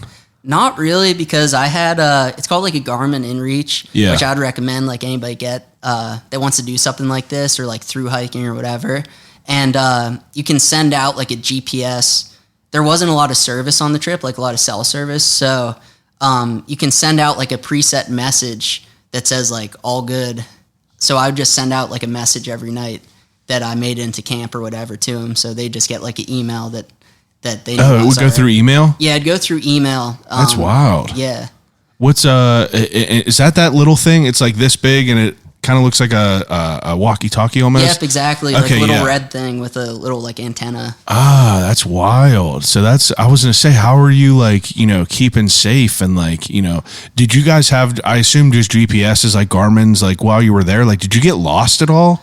No, we didn't get lost at all, because you have like the Garmin, which gives you like turn-by-turn directions, just like you're in a car or Yeah. something. And then we also had our phones, which we had all the maps downloaded off. So we were using our phones a lot, because it's like you're looking like where towns are and like where water is, like in New Mexico. You're like, all right, we got to go And off. making sense on like how far you got to go. Yeah, and- for sure. And kind of planning out our days. It's like, okay, we got to make it this far to get to this water stop, like Wow. a couple miles off route, and then we got to get back on route and like go to here. So, yeah, we never really got lost, because that's all you're doing is like riding. And Yeah, that's your like only your job purpose. is is to To know where navigate. you are. For sure. Are you, did you have like a calorie counter and stuff like that? Like every day when you were riding, like, did you have like an average of like what you were burning a day? Yeah, I wasn't really counting calories at all, but I think that I was probably burning like 8,000 calories a day. And I was just trying to eat like as much food as possible. Did it say, did I read that you went over 100,000 feet of elevation? Like total on the trip? Yeah. Yeah, total on the trip was actually 200,000 elevation gained. My goodness. That's wild. Were you able to tell like a difference while you were riding with like altitudes and stuff like that? The funny thing is during this trip, since like Canada really isn't that high up at where we were, it's like you're at 7,000 feet and there'd be like 5-foot snow drifts and stuff. So it's like you really couldn't go much higher than that. But then you get into Colorado and like you're over 10,000 feet for long stretches. That's what I was going to say. Colorado, I remember going where we had our Airbnb was on top of a mountain above 10,000. Yeah. And I could visibly like go outside and feel a difference with breathing. Oh, for sure. And like, I think on this trip though, it happens so steadily. It's like you're literally climbing up like the ridge of the Rockies. So, I mean, we didn't get to Colorado until... that was like over 2,000 miles in. So like slowly it's like, all right, we're at 5,000 feet this day. Yeah, your like body's accustomed. It's acclimating as you go. Yeah, but I know last year, like I went out, there's this race, the Leadville 100 that starts in Leadville at 10,000 feet. And I was like, oh no, I'm not acclimating. I'll be fine. So I flew out and I just got like my ass whooped at 10,000 feet. I hit the first hill and I was just like dying. I like couldn't get my heart rate under control. And the thing up there too is like you just don't recover. Yeah. It's like here, it's like when you're training a lot, it's like you ride up a hill and then it's like you go down the hill and like you're recovered by the bottom. You catch your breath. But out there, the thing is like once you throttle yourself, it's like you just stay throttled. So, jeez, my goodness. Is there anything that we did not cover about your trip? Yeah, I mean, I remember you sent the question like the coolest part of the trip, or something. So yeah, I guess I could talk about that. Like I'm trying to think of anything else, but. Well, yeah, what's your favorite part of the trip? Yeah, I'd say, one of my favorite parts of the trip was riding across, there's this one section in Wyoming called the Great Basin, which is just like 120 miles of there's no water at all in this stretch. And it was like this really flat area. So we decided we're like, all right, we're going to ride this at night because it was like 100 degrees during the day and we wanted to not use as much water. So we just like went into it, we blasted into it and rode into like sunset, and it's crazy just being out there because there was like literally you could see like 50 miles in every direction, just super far, and there's just like no lights at all. It's like you were completely alone out there. It's like in Pennsylvania or something at night, you see lights everywhere. Yeah, light pollution's everywhere. Yeah, for sure. Oh, like, damn, what was the stars and shit like? Oh my God, the stars were just insane, and like the sky was just massive, and so we rode until like midnight and then camped out. It was actually funny. There was one light. We saw this light out there. It must have been like somebody in an RV or something that had driven way the hell out. They might have been like cooking meth or something. Who knows? That was Walter White. Yeah, for sure. But we saw this like light out in the distance. We're like, all right, we're not going to camp right by the RV. Like we want to keep going. And so we thought that the RV was like a half mile away, but we were literally riding like another 20 miles towards the light. It was like an optical illusion. It was so far away. But since it was like the only light out there, like it seemed like it was right there. Jeez. So we were like riding another 20 miles out and eventually got by. But we camped at like midnight and then woke up again at 3 a.m. and then just packed up and like rode the second stretch to get into, there's this little town, Rawlins. So we wanted to get there before it got too hot. But yeah, that was just like one of the wildest experiences. Wow. What was the coolest town that you stopped in? The coolest town, there's a couple cool ones. I'd say definitely Hachita, which was a town 50 miles from the border where they just gave us the key to the community center because it was like the town, I think, I looked it up. It's like it used to have a heyday in like the 1960s. There used to be like a lot of silver mining or something. So a lot of people lived in the town and they built this community center and like, but now it's like only 20 people live there and there was no mining at all. Except there was like some exploratory mining that they were doing. It's actually funny. In the gas station, some guy walked in. He's like, Dave down at the mine got his dick bit by a black widow today. He like swelled up like a watermelon and he went to the hospital. I was like, oh my God. But, so I was worried all night about the black widow coming. My God. So that town was insane. And then, also the town before the Great Basin in Wyoming is this little town, Atlantic City, which I think just like 50 people live there. And we got into the town and we wanted to like eat a huge meal because we were about to blast off on this like 120-mile stretch with like no food or water. Yeah. So we got to this little restaurant that looked like it's built in like the 1800s, and we walked in, and like the waitress like didn't even acknowledge us when we walked in, and we were just kind of like standing there, and this old guy with like a revolver on his hip, he's like, "You boys been riding a long time, take a seat." And so we like took a seat, and he ended up being super nice. We talked to him for a while, but wow. But that was like, it was just crazy, like that people are living out there just in this Different little town. worlds. Yeah, just in their own world. I mean, that dude with a revolver, he probably just goes down to that bar every day. Every day. That's why that lady didn't acknowledge you, because she's like, "Oh, that's probably Ted from up the road." Yeah, and you're like, for "Oh, sure. you ain't Ted." It's weird because whenever we went to Colorado, it's like I haven't traveled a lot of places, but like Colorado, we went to Idaho Springs, which is just this little, like, almost looks like a western town. There was like a gold mine there that we toured. Oh, cool. But it's like just like these small towns that like people live in, and I'm like, "What do you do for work?" It's Yeah.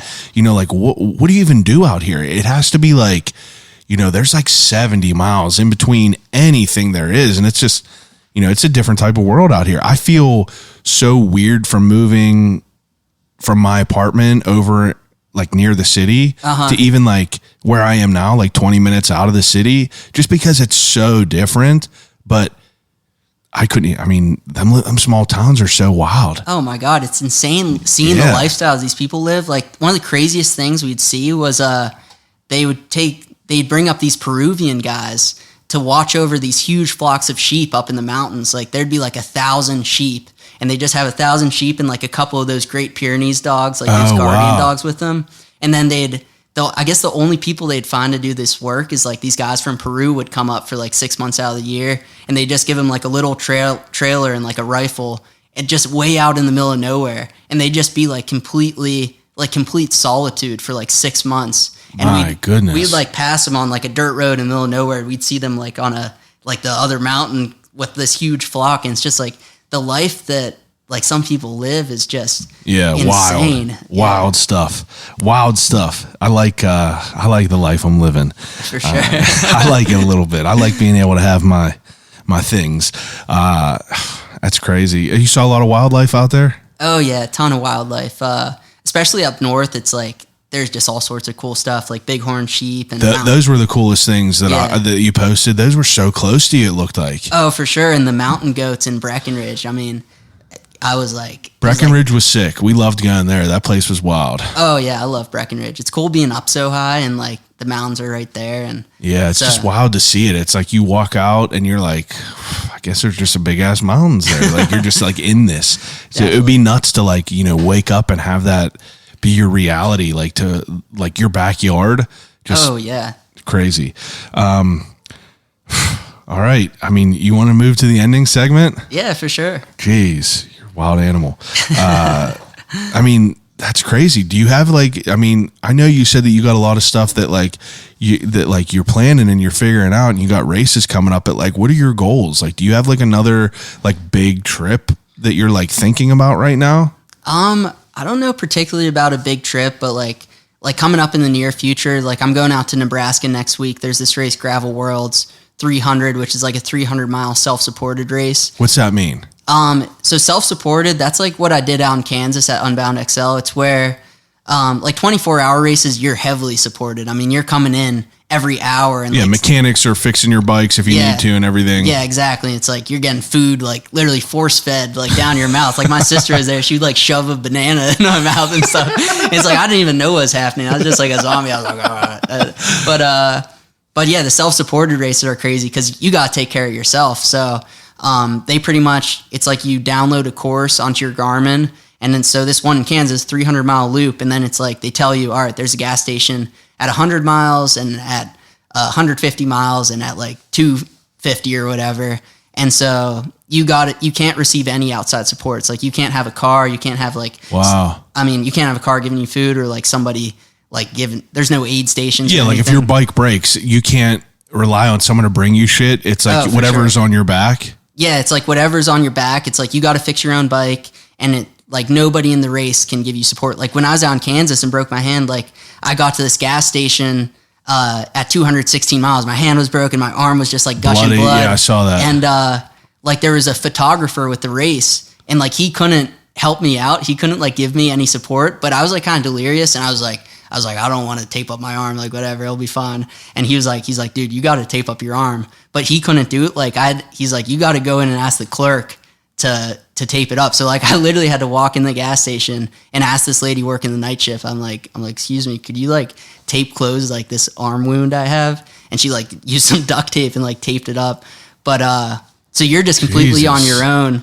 And so that's what's coming up in Nebraska. And then after that, I'm doing a couple like 100-mile mountain bike races, one in Virginia and then one in the Upper Peninsula of Michigan. So it'd be cool kind of getting back to like a little bit of shorter races where it's just like all hard, and you just go out like balls out and just try to hold it. So my goodness, what an insane, just like gives me, it's just like wild to think about it. It's just like, going for, a month and a half riding every day. And then you're just like back for a minute and then you're jumping back out again. And it's pretty wild.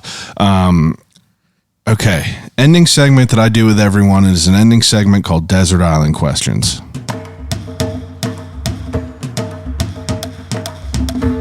All right. Desert Island Questions, whenever I give each guest 3 categories to take on a desert island to use until they starve to death and die. First category, 3 movies to watch on a desert island. And I have to ask this. I wrote this down because I wanted to remember to bring it up.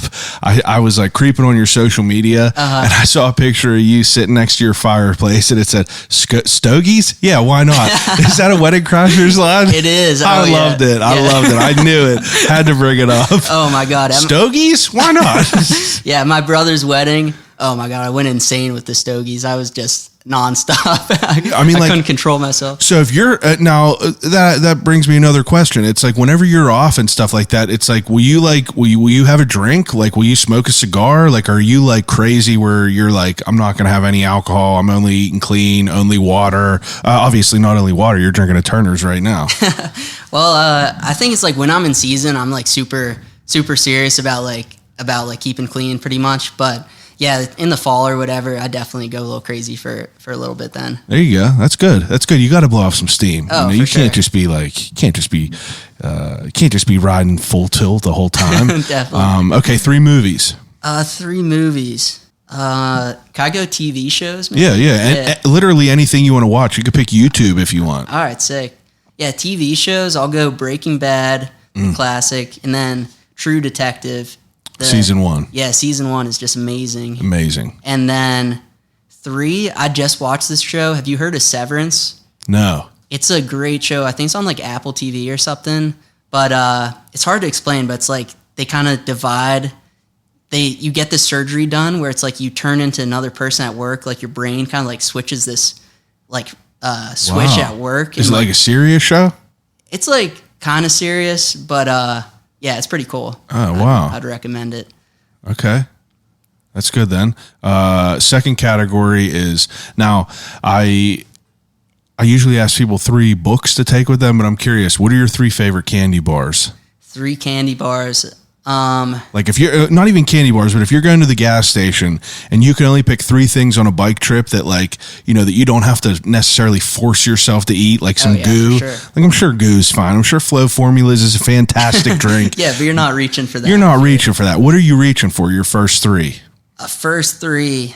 I mean, if it's not a hot day, it's like then it opens up the possibility of chocolate. Like when it gets hot in the summer, I stay away from the chocolate because you're like putting it in your pocket, getting all nasty. Like at Worlds, I tried eating the Snickers bar; it's all melted. It's horrible. I was like, this is the worst thing ever. So I'm gonna go. But let's just say it's cold out. Then I'm gonna go number 1. Got to be the Kit Kat for me. Number 2 is Twix bar, and then number 3 is just the classic Snickers. It's like I've eaten so many Snickers at this point. They're not great, but it's like they're just a go-to. Did you ever look up what the highest caloric candy bar is? No, I haven't. That's interesting. Yeah. I'd be wondering what that would be. I bet you it would be something weird like a Butterfinger or something. Oh, for sure. Because it's very dense. Or like a Payday. Like with all them peanuts. The peanuts have more calories than chocolate, which is insane. But really? Yeah. That's interesting. So ever since I knew that, I was like, that's why peanut butter is like the best thing ever for when you're just trying to get calories, because it's just got so many calories, so condensed. That makes sense. That'd be interesting. I'm gonna have to look that up. Yeah, for the sure. highest, most calorically dense candy bar. Okay, third category: 3 CDs to take on a desert island. 3 CDs.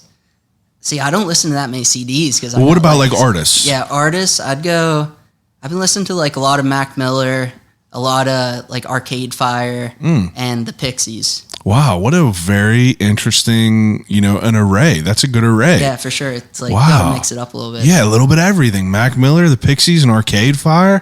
Got to make a playlist with that on there. Is there like what amps you up? Like someone asked, like, do you have any sort of, like, it was part 2 of the music question, but you say you don't listen to music when you ride, but like, is there any music that just like, fucking amps you up? Is it Beastie Boys?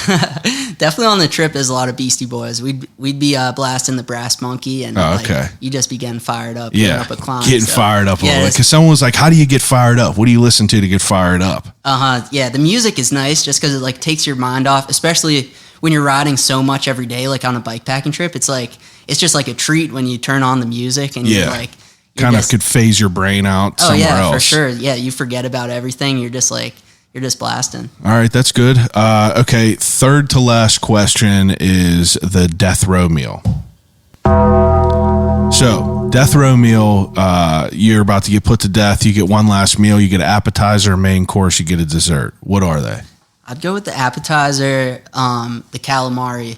I'd have to go with that. Okay. The main course, I'd go with just the classic, just steak. I mean, I feel like you'd want a nice, expensive steak if it's going to be your last meal. Yeah. And then for the dessert, I got to go with the pumpkin pie. I mean, I only eat it like once a year at Thanksgiving, but it's worth it. Oh my God, so worth it. I'll eat like a half of a pumpkin pie with a whole thing of whipped cream, and it's just like endless. Like you can't beat it.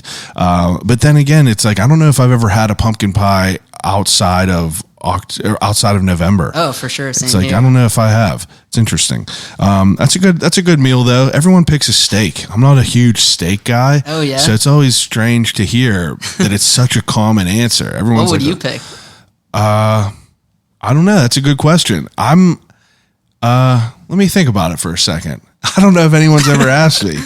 I feel like that my choice anytime I go to eat is like, I love a burger or like a buffalo chicken sandwich. Oh, for sure. And it's like, that's really like, I mean, if I order shit, that's like probably what I've ordered the majority of my life. I love a good burger and I love a buffalo chicken, but if it was my last meal, I think it would be a nice bun with crispy chicken breast, buffalo sauce with like lettuce, tomato, onion, pickle, and like a heap of blue cheese with ranch on it. Yeah. And it's just like a fat ass sandwich and just some fries. I like some shoestring fries. I'm a simple man. Oh, for sure. Yeah, that's it. Dessert would probably have to be